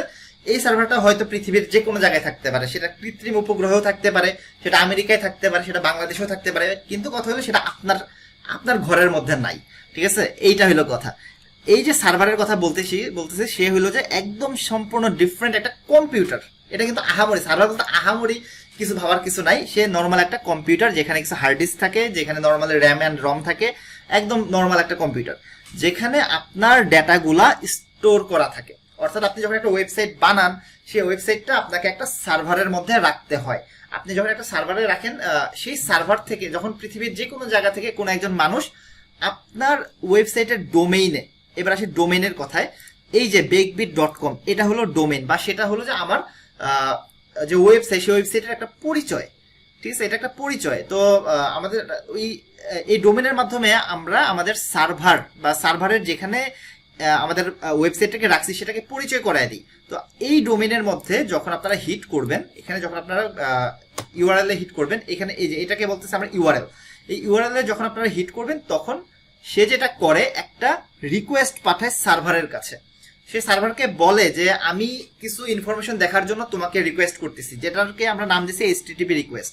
আমার এই কম্পিউটার থেকে সার্ভারের কাছে একটা রিকোয়েস্ট গেছে, রিকোয়েস্ট যাওয়ার পর এবার সার্ভার দেখছে কি যে সে কিছু একটা জানতে চাইছে বা কোনো একটা ইনফরমেশন পাঠানোর জন্য ওকে রিকোয়েস্ট করছে। তো সার্ভার কি করছে, সার্ভারের মধ্যে আমার ব্যাকএন্ড ল্যাঙ্গুয়েজ থাকে, ব্যাকএন্ড ল্যাঙ্গুয়েজগুলো সেগুলো সার্ভারেই থাকে। তো যেমন ব্যাকএন্ড ল্যাঙ্গুয়েজ কি কি ল্যাঙ্গুয়েজ আছে, PHP ব্যাকএন্ড ল্যাঙ্গুয়েজ, তারপরে পাইথন, জাভা, C#, এরা হলো ব্যাকএন্ড ল্যাঙ্গুয়েজ। Node.js কিন্তু ল্যাঙ্গুয়েজ না, জাভাস্ক্রিপ্টের রান টাইম, বাট Node.js কিন্তু সার্ভারে কাজ করে। তো এরকম যারা যারা আছে, ধরেন আপনার ওয়েবসাইটটা PHP দিয়ে বানানো এবং আপনার সার্ভার একটা ডেটাবেজ আছে MySQL নামে। তো PHP এন্ড MySQL, এই সার্ভার PHP কে বলে যে ও কিছু ইনফরমেশন জানতে চাইছে, তুমি MySQL থেকে সেই ডেটাগুলোকে নিয়ে আসো, নিয়ে এসে একটা ফরম্যাটে বানাও। তো PHP কি করে, MySQL থেকে ডেটাগুলো নিয়ে এসে সে ওয়েব HTML and CSS এর একটা HTML CSS আকার একটা মানে ডিজাইন তৈরি করে। সেই ডিজাইনটাকে এবার সে কি করে, HTTP রেসপন্সের মাধ্যমে আপনার ব্রাউজারে পাঠিয়ে দেয়, ঠিক আছে। সে কিন্তু PHP সে নিজে কিন্তু আসতেছে না, বা MySQL কি সে কিন্তু আপনার ব্রাউজার আসতেছে না। PHP কি করছে, আপনি যে ইনফরমেশন জানতে চাইতেছেন সেটাকে HTML and CSS, এটাকে সহজ ভাষায় যদি বলতে চাই, HTML and CSS এর একটা প্যাকেটে ভরে দেয় সে আপনার ইনফরমেশনকে, প্যাকেটে ভরে সে HTTP রেসপন্স আকারে আপনার ব্রাউজারকে পাঠিয়ে দেয়। এই যে দেখেন লেখা আছে ওয়েব পেজ, ইমেজেস, জাভাস্ক্রিপ্ট, এগুলা। তো এরা হলো যে ফ্রন্ট এন্ড ল্যাঙ্গুয়েজ। জাভাস্ক্রিপ্টকে বলা হয় ফ্রন্ট এন্ড ল্যাঙ্গুয়েজ, সে ক্লায়েন্ট সাইডে কাজ করে বা ফ্রন্ট এন্ডে কাজ করে। এই জন্য জাভাস্ক্রিপ্ট হলো ফ্রন্ট এন্ড ল্যাঙ্গুয়েজ, কারণ আপনি আপনার ব্রাউজারে জাভাস্ক্রিপ্ট দেখতে পারবেন। এখানে দুইটা অপশন আছে, ভালো করে খেয়াল করবেন, HTTP request and HTTP response. আমরা ব্রাউজার থেকে রিকোয়েস্ট পাঠাই সার্ভারের কাছে, সার্ভার সেই রিকোয়েস্টকে রেসপন্স আকারে আপনার ব্রাউজারে আপনার কম্পিউটারে পাঠায়। তো এই কম্পিউটার আমরা দেখতে পাইতেছি কি কি, ওয়েব পেজ দেখতে পাইতেছি, ইমেজ দেখতে পাইতেছি, জাভাস্ক্রিপ্ট দেখতে পারতেছি, এরকম ক্লায়েন্ট এন্ড। এবং আমি যদি আমার এখানে আসি, এই যে এই জায়গায় আসি, এই জায়গায় যদি আমি রাইট বাটন ক্লিক করি, রাইট বাটন ক্লিক করে এই দেখেন আমি আরেকটা জিনিস পরিচয় করে দিই, রাইট বাটন ক্লিক করে ইনস্পেক্ট। এই ইনস্পেক্ট ব্যাপারটা হলো আপনার আমরা এখান থেকে আমাদের প্রয়োজন মতো যেন কোডগুলোকে চেঞ্জ করতে পারি, সেটা হলো ইনস্পেক্ট। এটা হলো যে গুগল ক্রোমেও আছে, আপনি ফায়ারফক্সেও পাবেন। আমি পার্সোনালি গুগল ক্রোমটা ব্যবহার করতে পছন্দ করবো, আপনারা চাইলে গুগল ক্রোম ব্যবহার করতে পারেন। কিন্তু গুগল ক্রোমের একটা বড় সমস্যা হলো সে প্রচুর র্যাম খায়। আমি একটু দেখা দিই আপনাদেরকে, এখান থেকে টাস্ক ম্যানেজার ওপেন করে, টাস্ক ম্যানেজার যদি আসি, এখানে দেখেন যে গুগল ক্রোম সে আমার 685 MB র্যাম খেয়ে ফেলছে। আমি যে কম্পিউটারটা ব্যবহার করতেছি সেই কম্পিউটারটার র্যাম হলো 16 GB এবং আমার এখানে প্রায় 6 GB গ্রাফিক্স কার্ড আছে, যে কারণে এখন আমার 48% মেমোরি কিন্তু মাত্র ইউজ হইতেছে। বাট আপনার এখানে যারা আছেন হয়তো তাদের এত বেশি র্যাম নাই বা গ্রাফিক্স কার্ড এত ভালো নাই, তা আপনাদের ক্ষেত্রে কিন্তু অনেক প্রবলেম করবে যদি আপনারা গুগল ক্রোম ইউজ করেন। কিন্তু তারপরে চেষ্টা করবেন যে গুগল ক্রোমটাই ব্যবহার করার, কারণ এখানে আপনি মোটামুটি কাজগুলো খুব ভালো মতো করতে পারবেন। কিন্তু এখানে দেখেন যে 720 MB র্যাম খাইতেছে, বাট এই কাজটা যদি আমি ফায়ারফক্সে করতাম দেখতাম এত বেশি র্যাম খাইতো না, অনেক কম র্যাম খাইতো আমার। তো যাদের কম্পিউটার স্লো, মনে করেন যে আমি যদি গুগল ক্রোম ব্যবহার করি তখন আমার কম্পিউটার স্লো হয়ে যাওয়ার সম্ভাবনা আছে, তারা ফায়ারফক্স ব্যবহার করতে পারে। আচ্ছা, এখানে যেটা আমরা দেখতে চাইছিলাম, আমরা কনসোলে যদি আসি, এখানে আসলে অথবা আমরা এক কাজ করে সোর্সে যাই, এই যে সোর্স থেকে আপনি এখানে আমার ফ্রন্ট এন্ডের যাবতীয় যা যা আছে সব কিছুই দেখতে পারবেন। এই যে এটা আমার এই সাইটটা আমি ওয়ার্ডপ্রেসে বানাইছি কন্টেন্ট ম্যানেজমেন্টের জন্য সহজ হয়, যে কারণে আমার বেকবিটের ওয়েবসাইট আমি ওয়ার্ডপ্রেসে রেডি করে নিছি, আমার এইগুলা কন্টেন্টগুলোকে সহজে ম্যানেজ করতে পারি। তো এখানে এসে যদি আপনি দেখেন জেএস, এই জায়গায় দেখেন যে জেএস ফাইলগুলো আছে, আপনি এখানে জেএস এর সব কোড দেখতে পারবেন। আপনি যদি এখানে সিএসএস এ আসেন, এখানে সিএসএস এর সব কোড দেখতে পারবেন। এগুলো হলো সব ফ্রন্ট এন্ড। তো এখানে আমরা মোটামুটি জানলাম ফ্রন্ট এন্ড কি জিনিস এবং জানলাম ব্যাক এন্ড কি জিনিস, এন্ড সার্ভার কি জিনিস এটা জানলাম। এই পর্যন্ত যে আলোচনা করলাম, এখানে কি কারো কোনো প্রবলেম আছে বা কারো কোনো কিছু জিজ্ঞাসা আছে, বুঝতে পারেন এমন কি কেউ আছে? আচ্ছা, তাহলে সবাই মনে হয় বুঝতে পারছি যা যা জিজ্ঞেস করেছিলাম। তো এই পর্যন্ত বোঝানো শেষ। এগুলো ছিল একদম বেসিক লেভেলের থিওরি। ভাইয়া গিট নিয়ে একটা কথা ছিল। হ্যাঁ হ্যাঁ বলেন রনক জাহান। গিট ইনস্টল করলাম, জি গিট ইনস্টল করলাম, জি, জি। করার পরে তারপর কি অ্যাকাউন্ট খুলতে হবে? তারপরে আমি রিপোজিটরি দিতে পারবো? অ্যাকচুয়ালি গিট ইনস্টল করার পর অ্যাকাউন্ট, আপনার গিটহাবের অ্যাকাউন্ট লাগে। গিটহাবের অ্যাকাউন্টটা লাগে যখন আপনি আপনার লোকাল রিপোজিটরি থেকে আপনার গিটহাব রিপোজিটরিতে পুশ করবেন আপনার কোডটাকে, তখন আপনার গিটহাবের অ্যাকাউন্টটা লাগবে। তো যে কারণে আপনি যেটা করবেন, আগেই গিটহাব অ্যাকাউন্টটা খুলে ফেলবেন। গিটহাব অ্যাকাউন্ট খুলে ফেলার পর এরপর আপনি গিট নিয়ে কাজ করবেন। গিট নিয়ে কাজ করার পর আপনি যখন গিট পুশ করতে যাবেন, তখন দেখবেন যে একটা এরর দেখাবে। ঠিক আছে, তখন একটা এরর দেখাবে। সেই এররটা আর একটা ভালো সলিউশন আছে, আমি বরং দেখাই দিই। ইউটিউবে আপনারা যখন এই এররটা ফেস করবেন, তখন আপনারা ইউটিউবে এটা লিখে সার্চ করতে পারেন। আমি ইউটিউবে যাই, একটা ছোট্ট, যেটা হলো যে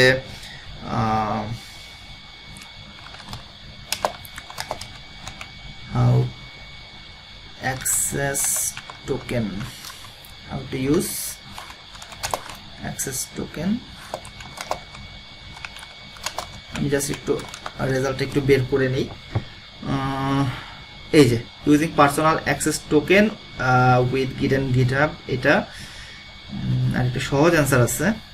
এই যে পারমিশন ডিনাইড, এই প্রবলেমটা ফেস করবেন আপনারা। আমি এটার লিঙ্কটা দিয়ে দিচ্ছি,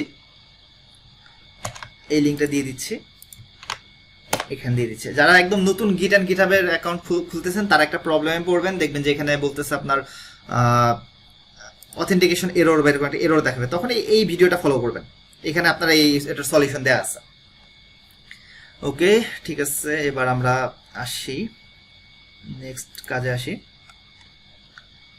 আমাদের মোটামুটি থিওরি নিয়ে যে সকল আলোচনা ছিল এগুলো শেষ হয়ে গেছে। এবার আমরা একদম HTML and CSS এর বেসিক থেকে শুরু করব, এবং আর আধা ঘন্টা আমি ক্লাস নিব, দেন আপনারা আজকের ক্লাসটা প্র্যাকটিস করবেন।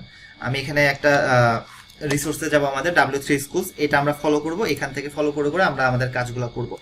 অ্যান্ড আরেকটা কথা বলে নিই, আমাদের এই টোটাল কোর্সে, ওয়েব ডিজাইনের এই টোটাল কোর্সে আমরা 2টা ওয়েবসাইট ডেভেলপ করবো ইনশাল্লাহ। সেগুলোকে কন্ট্রোল জেড দিই। আমরা 2টা কি ধরনের ওয়েবসাইট ডেভেলপ করবো সেটা আমি বলে দিই, এখানে নিচে লিখে দিই আমি। প্রথমে তো হলো আমরা HTML and CSS এর বেসিক শিখবো, বেসিক HTML and CSS শিখবো। HTML বা এরপর CSS এর এই ট্রিকগুলো শিখবো। মিডিয়া কুয়েরি ব্যবহার করে একটা ওয়েবসাইট বানাবো। দেন আমরা ফ্লেক্স শিখবো, ফ্লেক্স বা ফ্লেক্স বক্স বলতে পারেন। এগুলো শিখলে, এই ফ্লেক্স বক্স পর্যন্ত শিখলে আমাদের HTML and CSS শেখা শেষ হয়ে যাবে। এগুলো শিখতে শিখতে আমাদের হয়তোবা লাগবে সর্বোচ্চ 5টা ক্লাস, আমি ধরে রাখলাম সর্বোচ্চ 5টা ক্লাস আমাদের লাগবে। এগুলো শেখার পর আমরা এখানে যা যা শিখবো এটা একটা ওয়েবসাইট ডেভেলপ করবো। একটা ওয়েবসাইট বানানো পর্যন্ত আমাদের এই 5টা ক্লাস লাগতেছে। দেন আমরা যেটা করব, বেসিক জাভাস্ক্রিপ্ট, একদম বেসিক, অ্যান্ড jQuery শিখে নিব। জাভাস্ক্রিপ্ট অ্যান্ড jQuery শেখার পর jQuery প্লাগইনগুলো কিভাবে ইউজ করতে হয় সেটা শেখাবো। jQuery প্লাগইন শেখা হয়ে গেলে এরপর আমরা শিখবো হলো যে বুটস্ট্র্যাপ। তো এই পর্যন্ত শিখতে শিখতে আমাদের আরো 5টা ক্লাস লাগবে, এবং একটা সিম্পল একটা ওয়েবসাইট বানায় দেখাবো। এটা তেমন কোনো কমপ্লেক্স ওয়েবসাইট হবে না, বুটস্ট্র্যাপ ব্যবহার করে আমরা একটা সিম্পল একটা ওয়েবসাইট বানাবো। এরপর আসবে আমাদের প্রজেক্ট। এরপর আমরা শিখবো PHP। আমি আপনাদেরকে ফটোশপের কিছু বেসিক শেখাবো, ফটোশপ বেসিক, যে কারণে আপনাদের সবাইকে ফটোশপ ইনস্টল করে নিতে হবে। ফটোশপের কিছু বেসিক শিখাই দিব। দেন আপনারা PHP মানে কিন্তু ফটোশপে আপনার একটা ওয়েবসাইট রেডি করা থাকে, মানে একটা ওয়েবসাইট ডিজাইন করা থাকে, সেটাকে একদম হুবহু পিক্সেল পারফেক্ট করে ডিজাইনে কনভার্ট করতে হয়। এবং এই PHP টু রেসপন্সিভ ওয়েবসাইটের প্রচুর কাজ আছে মার্কেট প্লেসে। মানে আপনি যদি ভালো করে এই কাজটা শিখতে পারেন, ইনশাল্লাহ আপনি ফ্রিল্যান্সিংয়ে সহজে নামতে পারবেন, কারণ এই রিলেটেড প্রচুর কাজ পাওয়া যায়। তো PHP টু রেসপন্সিভ ওয়েবসাইট আমরা এরকম 2টা প্রজেক্ট বানাবো। এইরকম 2টা প্রজেক্ট বানানোর পর ইনশাল্লাহ আপনার ওয়েব ডিজাইন পুরো শেখা কমপ্লিট হয়ে যাবে, এবং এটা আমরা 5 ক্লাসে শেষ করব। কারণ আমাদের ফ্রন্ট এন্ড মোটামুটি শেষ হয়ে যাবে। এরপর আপনারা নিজেরা আরো সাইট বানাবেন, সেটা তো বানাবেন। আমি আপনাদেরকে অনেকগুলো PHP ফাইল দিয়ে দিব। এই PHP ফাইলগুলো নিয়ে আপনারা নিজেরা প্র্যাকটিস করবেন। প্র্যাকটিস করতে করতে ইনশাল্লাহ আপনাদের হাত সেরকম হয়ে যাবে আশা করি। তো আজকে আমরা যেটা করব এই বেসিক HTML এন্ড CSS এর এটার কাজ শুরু করব আমরা। বেসিক HTML এন্ড CSS আমরা যেখান থেকে শিখব সেটা হলো যে w3schools.com। আমরা এখানে যাই, এই যে w3schools.com, এখানে এসে আমরা HTML এর ইনশাআল্লাহ কোনো টপিক বাদ দিব না, আমরা HTML এর সবকিছু আবার শিখব। যারা জানেন তারা তো জানেনই, তারা আগে আছেন, যারা জানেন তারা আমাকে পার্সোনালি বলবেন যে আমি HTML এর এতটুকু কাজ জানি, CSS এর এতটুকু কাজ জানি, এটা আমাকে পার্সোনালি বলবেন, তাহলে আমি আপনাদেরকে একটু অ্যাডভান্স কাজ দিব। আর যারা বিগিনার আমি এখন তাদের জন্য ক্লাস নিতেছি। HTML এ এসে প্রথমে আপনারা এখানে দেখেন যে w3schools এ যান। এটা আসলে যদি আপনি শুরুতে পড়া শুরু করেন তাহলে আপনারা বোর ফিল করবেন। শুরুতে আসলে এই জিনিস পড়তে গেলে দেখা যায় যে কিছুক্ষণ পড়ার পর আপনার ভালো লাগবে না। তো আমি এত কিছুতে না যাই, আমি বরং এখান থেকে দেখানো শুরু করি। প্রথমে আমাদের যেটা করতে হবে ডক টাইপ HTML এটা লিখবো। এটা হলো যে আপনার এই HTML5 যে ইউজ করতেছেন সেটার ভার্সনকে, বা আপনি যে HTML ফাইল ব্যবহার করতেছেন এই লাইনটা সেটাকে মেনশন করে দেয়। একটা HTML index.html নামে একটা ফাইল ক্রিয়েট করছি, এখানে ডক টাইপ HTML দিয়ে আমরা একটা HTML ফাইলকে ডিক্লেয়ার করে দিলাম। এই জিনিসটা করার আগে দেখেন আমাদের একটা কাজ কিন্তু করতে হয়েছে, সেটা হলো যে আমরা একটা HTML ফাইল বানিয়ে নিয়েছি। তো আপনি রাইট বাটন ক্লিক করে একটা টেক্সট ফোল্ডার যদি বানান, এখানে আমি যে কোনো নামে একটা ফাইল বানাতে পারি, যে first.txt না দিয়ে first.html এটা লিখবো।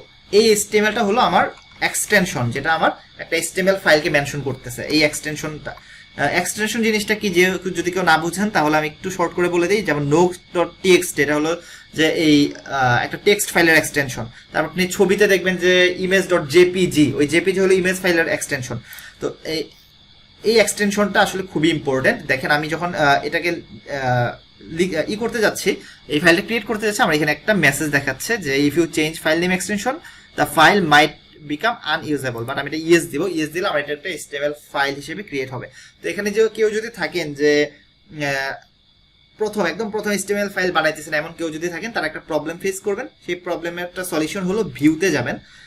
এই ভিউতে এসে আপনার এখানে ফাইল নেম এক্সটেনশন যেটা, এটা কিন্তু আনটিক করা থাকে। নর্মালি এটা আনটিক করা থাকে। যখন আনটিক করা থাকে তখন আপনি দেখবেন যে এখানে কিন্তু আপনার ওই .html বা .txt এক্সটেনশনটা দেখাচ্ছে না। তখন যে প্রবলেমটা হয়, আপনি যদি এখানে একটা টেক্সট ফাইল নিয়ে, যেমন আমি এখানে second.html লিখি, তখন আমার কিন্তু second.html ফাইল ক্রিয়েট হয়েছে, বাট সে কিন্তু HTML ফাইল নয়।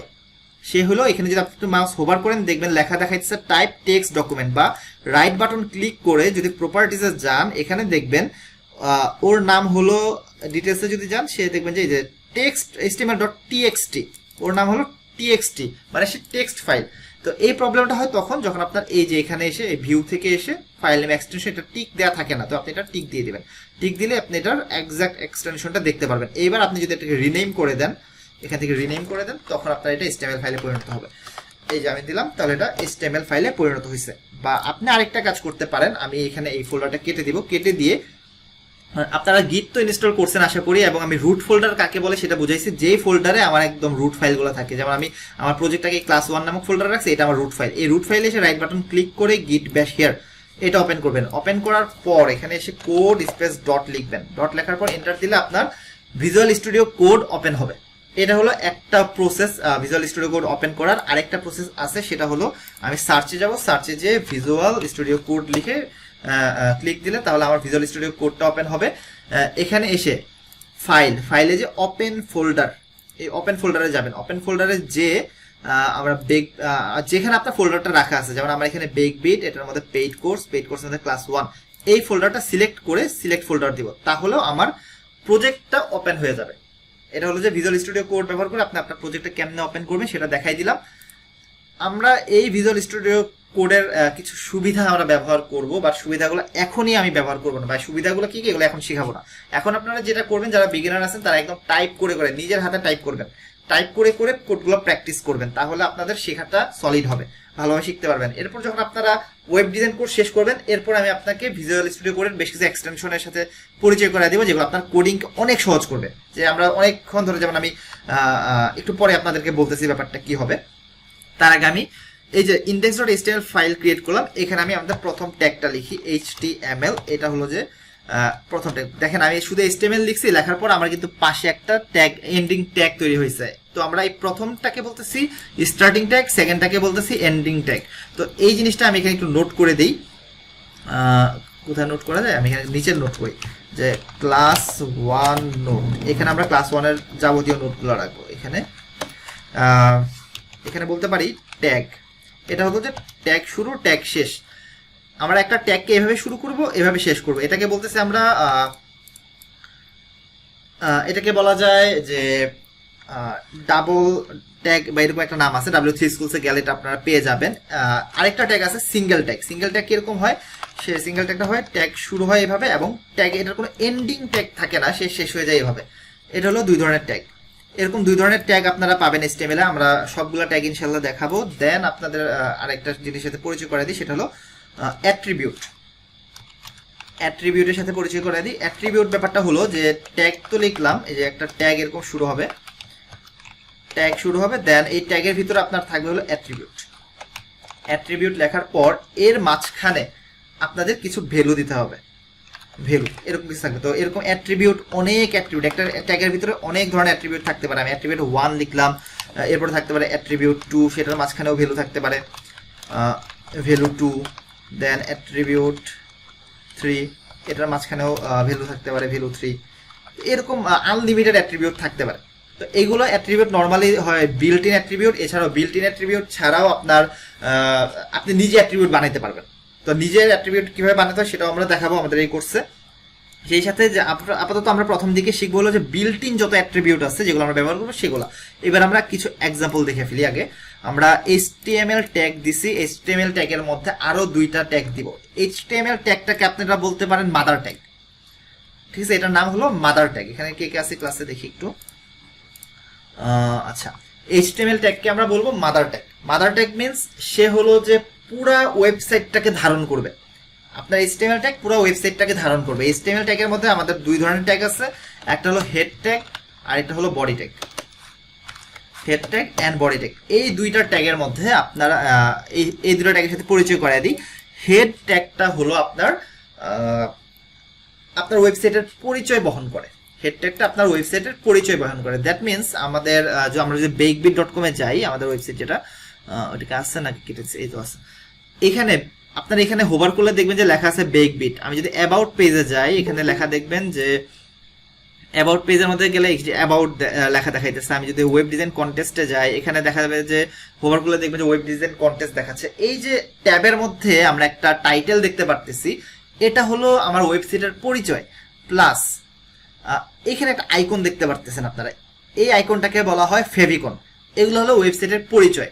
তো আমাদের হেড ট্যাগ যেটা করে, সে ওয়েবসাইটের পরিচয়টাকে বহন করে। এইটা ছাড়াও আমরা যদি গুগলে সার্চ করি বেকবিট ওয়েব ডিজাইন, এটা লিখে যদি আমরা একটু গুগলে সার্চ করি, তাহলে এই যে দেখেন মোটামুটি প্রথম দিকেই আমার bakebit.com এটা চলে আসছে।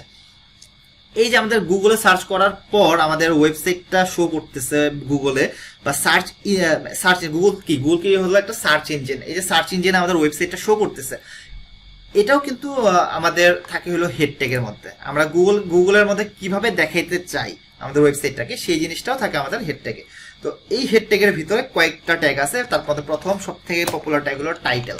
এই টাইটেলের মধ্যে যেটা থাকে, যে আমি দিলাম হোম, এই টাইটেল মানে হলো আমার এই যে এখানে যে নামটা দেখাচ্ছে ট্যাবের মধ্যে, এটা হলো আমার টাইটেল। দেন আমরা যেটা করব, আরেকটা লিখবো, সেটা হলো মেটা। আমি এখানে মেটা এজ লিখি, এটা দিলাম, এটা সরাসরি চলে আসছে। আরেকটা মেটা লিখবো, সেটা হলো ইউটিএফ। আরেকটা মেটা লিখবো,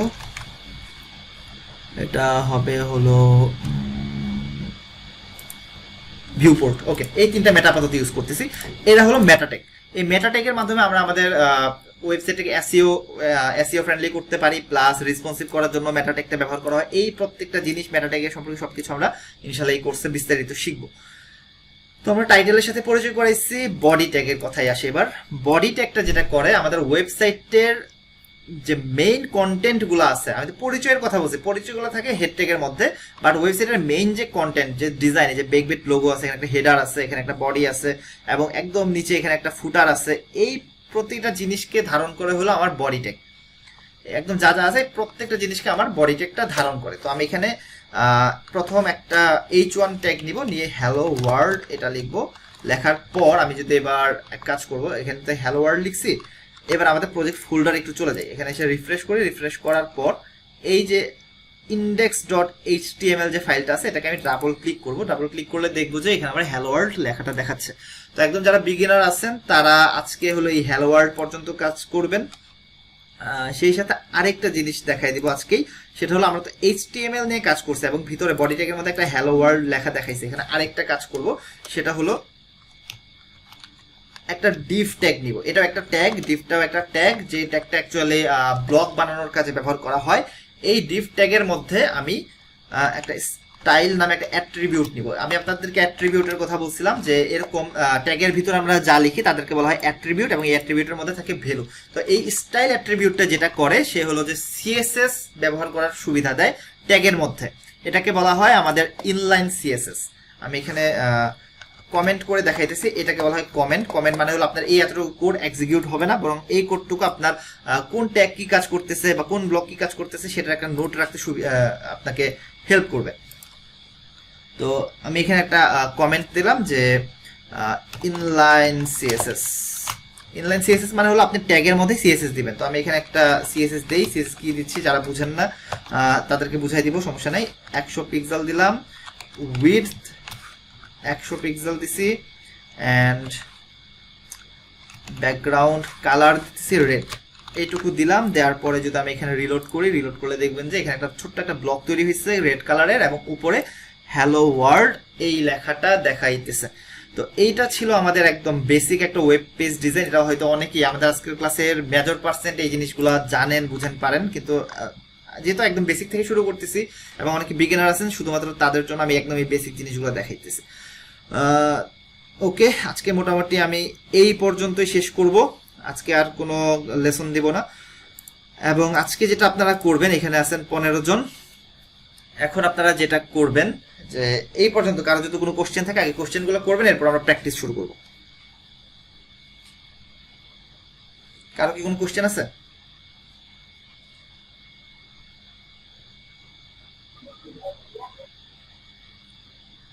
আচ্ছা, একজন লিখছে ভাইয়ার কথা কেটে কেটে আসছে, বুঝতেছি না কার নেটে প্রবলেম। আচ্ছা, আমার কথা কি মানে বুঝেন না? একটা টাইম এরকম হয়েছিল নাকি? কেউ তো বললেন না আমাকে। ঠিক আছে। আচ্ছা, প্রবলেম হইলে কিন্তু আপনারা মানে একটু মাইকটা অন করে তারপর বলবেন, নয়তো কিন্তু আমি ক্লাস নিতে থাকি তো দেখা যায় যে মানে মুখে না বললে না জিনিসটা মানে আমি নোট করতে পারি না, নোটিস করতে পারি না। আপনারা মুখে বলবেন, মেসেজে না লিখি, কারণ মেসেজ তো আমার সবসময় দেখা হয় না। আচ্ছা, আজকে তো একদম বেসিক নিয়ে কাজ করছে। তো আপনারা এখন যেটা করবেন, আমি আজকের ক্লাসের টাস্কটা বইলা দিই।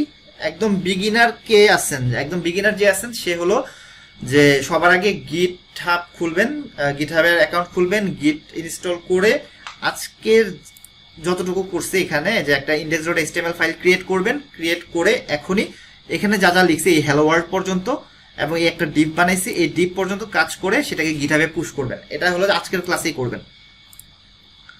আর মোটামুটি যারা কাজ জানেন, HTML CSS আগেও আমার ফ্রি ক্লাস করে আসেন বা নিজে নিজে শিখছেন, অনেকে হয়তো এখানে আছেন, তো তারা যেটা এখন করবেন যে তারা চাইলে আমার সাথে বিভিন্ন প্রবলেম নিয়ে আলোচনা করতে পারেন। এখন এটাই হলো আজকের আপনাদের টাস্ক। আপনাদেরকে আজকে আর বেসিক এই ক্লাসের মধ্যে কি করতে দিব, তো আজকে হলো যে আপনারা আপনাদের প্রবলেম নিয়ে আলোচনা করতে পারেন। আমি দেখি আপনাদের কোনো প্রবলেম থাকলে সেটা সলভ করতে পারি কিনা। আর যারা একদম বিগিনার বা চাইলে আপনারা এই কাজটুকুই করতে পারেন, জাস্ট শুরু করেন। অথবা আপনারা চাইলে রেকর্ড ভিডিও কি ইউটিউবে দিয়ে দেওয়া হবে রাতে? আচ্ছা, এটা হলো যে ইউটিউবে দিয়ে দেওয়া হবে না, এটা আমি দেখি যারা আমাদের পেইড কোর্স অলরেডি ভর্তি হয়ে গেছেন তাদেরকে আমি এটা পার্সোনালি একটা অ্যাক্সেস দিয়ে দিব। যারা ভর্তি হয়ে গেছেন অবশ্যই চাই, যেহেতু ফ্রি প্রথম 3টা ক্লাস, এটা মোটামুটি সবার জন্য আমি উন্মুক্ত দিচ্ছি। প্রথম 3টা ক্লাস আমি না হয় ইউটিউবে দিয়ে দিব, সমস্যা নেই, জাস্ট প্রথম 3টা ক্লাস। কিন্তু এর পরের ক্লাসগুলোর ভিডিও আমি একদম পুরো প্রাইভেট করে রাখবো। এগুলো শুধুমাত্র যারা কোর্সে ভর্তি হয়েছেন তারা এটার অ্যাক্সেস পাবেন, বাকিরা এটার অ্যাক্সেস আসলে পাবেন না। আশা করি প্রথম 3টা ক্লাসে ইনশাল্লাহ অনেক গুরুত্বপূর্ণ জিনিস আপনারা শিখতে পারবেন। ভাই রাতের ভিতরে দিলে ভালো হতো। আচ্ছা, ঠিক আছে, আমি চেষ্টা করবো আজকে রাতের ভিতরে যাওয়ার।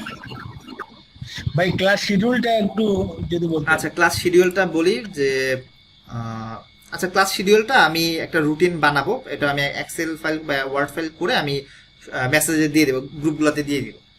আমাদের ক্লাসের শিডিউলটা গ্রুপে দিয়ে দিব রেডি করে। ওকে ভাইয়া। ঠিক আছে, এখন হলো আপনারা একটু প্র্যাকটিস করবেন কেউ। ভাইয়া। হ্যাঁ, নাজ ফাহামি। ক্লাসের রেকর্ডিংটা কি পাওয়া যাবে? প্রথম 3টা ক্লাসের রেকর্ডিং পাওয়া যাবে, আর পরের ক্লাসগুলো আসলে যারা ভর্তি হবেন কোর্সে তাদেরকে অ্যাক্সেস দেওয়া হবে রেকর্ডিং এর। প্রথম 3টা ক্লাসের রেকর্ডিং অ্যাক্সেস পাওয়া যাবে। ভাইয়া এমনি যদি আমরা অ্যাটেন্ড করে তারপরে যদি রেকর্ডিংটা দেওয়া যেত তো? আমি আসলে বুঝি নাই, আরেকবার বলুন please। আই মিন এরপর 3টা ক্লাসের পরের রেকর্ডিং গুলো কি হ্যাঁ, তিনটা ক্লাসের পরে রেকর্ডিং পেতে হলে আমাদের এই কোর্স, মানে এটা তো আমাদের 15 দিনের একটা কোর্স, পেইড কোর্স। এটা হলো আমাদের 15 দিনের একটা পেইড কোর্স। তো প্রথম 3টা ক্লাস এটা হলো যে আমি ক্লাস যাচাই করার জন্য নিচ্ছি। প্রথম 3টা ক্লাস কিভাবে হয়, মানে এই ক্লাস আপনারা আসলে কিভাবে শিখতে পারবেন সেটা যাচাই করার জন্য নিচ্ছি। 3টা ক্লাসের রেকর্ডিং আমি এটা সবাইকে দিয়ে দিব, সমস্যা নেই। বাট এর পরের ক্লাসগুলো করার জন্য আপনাকে আমাদের কোর্সে ভর্তি হইতে হবে। ভর্তি হইতে হলে সেটা আপনি আমাকে মেসেজ দিতে পারেন, বা bekbit.com এখানে এসে, এই bekbit.com এখানে এসে আপনি এখান থেকে আমাকে মেসেজে জানাইতে পারেন। এখানে মেসেজে জানালে আমি তখন আপনাকে ভর্তি হওয়ার প্রসেসটা বলে দিব।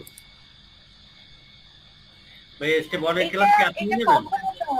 এটা আপনি প্রথম 3টা ক্লাস আগে শেষ করেন, যদি আপনি চাইলে এখনো ভর্তি হইতে পারেন। আমাকে জাস্ট যখন মেসেজ দিবেন তখন আমি আপনাকে ভর্তি হওয়ার প্রসেসটা বলে দিব। আর কেউ যদি চান প্রথম 3টা ক্লাস শেষ করার পরে ভর্তি হইতে, যদি কেউ চান প্রথম 3টা ক্লাস শেষ করেন, এরপর আমাকে মেসেজ যদি দেন আমি আপনাকে মানে প্রসেসটা বলে দিব কিভাবে ভর্তি হতে হবে। তখন আপনি ভর্তি হলে আমাদের আরেকটা সিক্রেট গ্রুপ আছে, এটা হলো পেইড কোর্সের স্টুডেন্ট যারা আছে তাদের জন্য, সেই গ্রুপে আপনাকে অ্যাড করে নিব আমি। জি ওকে ভাইয়া। ওকে, ঠিক আছে। আসাদুজ্জামান। স্টেপ 1 এর ক্লাস আপনি নেবেন? হ্যাঁ, স্টেপ 1 এর ক্লাস আমি নিব। এটা আসলে আমাদের আরেকজন টিম মেম্বার নাইম ইসলামের নেওয়ার কথা ছিল, কিন্তু সে একটু প্রবলেমে পড়ছে। সে একটু কাজে আটকে গেছে, যে কারণে সে নিতে পারতেছে না। আমার নিজের আসলে অনেক ব্যস্ততা আছে, ক্লায়েন্টের প্রজেক্ট আছে, আজকে মোটামুটি সারা রাতে আমার কাজ করতে হবে মনে হয়। এরকম আমি আসলে নিজে খুব ব্যস্ততার মধ্যে ছিলাম। এখন নাইমের প্রবলেম হওয়াতে আমি ক্লাসটা নিব। আর ফাইবার আপওয়ার্কের কথা বলছেন, এর গিগগুলো মানে কখন? এগুলো গিগ হলো যে আপনাদের যখন 4টা প্রজেক্ট রেডি হয়ে যাবে, আপনারা হলো যে আমি প্রথম 2টা প্রজেক্ট আমরা আমাদের এখানেই দেখাবো, এরপর হলো যে 4টা নেক্সট আরো 2টা প্রজেক্ট আপনারা করবেন, তাহলে হলো যে আপনারা একটা গিগ খোলার জন্য রেডি হবেন। ওই 4টা প্রজেক্ট যখন আপনাদের রেডি হয়ে যাবে, এরপর আপনাদের সবাই যারা ফ্রিল্যান্সিং করতে ইন্টারেস্টেড তাদেরকে আমি লাইভে এসে একটা গিগ খোলা দেখাই দিব, যে গিগ কিভাবে একটা স্ট্যান্ডার্ড ভাবে একটা গিগ খুলতে হয়। তখন আপনারা এটা দেখে দেখে গিগ খোলা শিখতে পারবেন। ওকে, আচ্ছা, একজন লিখছে নেক্সট ক্লাস কবে ভাইয়া? নেক্সট ক্লাস হবে কালকে বাদে পরশুদিন, অর্থাৎ শনিবার। কালকে তো শুক্রবার, শনিবার 7:30টায় নেক্সট ক্লাস। আমি রুটিনটা গ্রুপে দিয়ে দিব আজকে রাত্রে আমাদের রুটিন দিয়ে দিব গ্রুপে। ভাই ক্লাস টাইমটা একটু 8:30টার দিকে করা যায় না? আসলে 8:30টার দিকে করলে একটু প্রবলেম হয় আমার, কারণ অনেকের আসলে থাকে যে জব টপ করে সারাদিন অফিস করে এসে রাত্রেবেলা বেশি রাত পর্যন্ত ক্লাস করতে দিলে প্রবলেম হয়ে যায়। তো 7:30টার দিকেই আসলে রাখতে চাইতেছিলাম। তো সবাই যদি আমাকে বলেন যে একটু পিছাইতে, তাহলে আমি 8টার দিকে নিতে পারি। যদি সবাই যদি আমাকে বলেন যে 7:30টায় নিলে সমস্যা, তাহলে পিছাবো। ভাই এই টাইমটা মনে হচ্ছে যে পারফেক্ট হবে কিছুটা। আচ্ছা, ঠিক আছে, তাহলে 7:30টাই রাখবো। ভাইয়া জি, আজকের টাইমটাই পারফেক্ট। ওকে, তাহলে 7:30টাই থাকুক। Thank you. ভাইয়া আমি কি ক্লাসের বাইরে একটা কোশ্চেন করতে পারি? বুঝি নাই, একজন বলেন, কে বলছিলেন? তাসিন হক বলেন, তাসিন হক। ভাইয়া আমি কি ক্লাসের বাইরে একটা কোশ্চেন করতে জি পারি? জি, শিওর। ভাইয়া জাভাস্ক্রিপ্ট কখন হেডের ভিতর দিয়ে অ্যাড করব আর কখন বডির ভিতর অ্যাড করব? আচ্ছা, জাভাস্ক্রিপ্ট কখন বডিতে অ্যাড করবেন আর কখন হেডে অ্যাড করবেন? অ্যাকচুয়ালি জাভাস্ক্রিপ্ট আপনি চেষ্টা করবেন সব সময় বডি ট্যাগের ঠিক উপরে অ্যাড করার জন্য। এইখানে ঠিক এখানে অ্যাড করবেন। জাভাস্ক্রিপ্ট চেষ্টা করবেন কখনোই বডি ট্যাগের উপরে অ্যাড না করতে।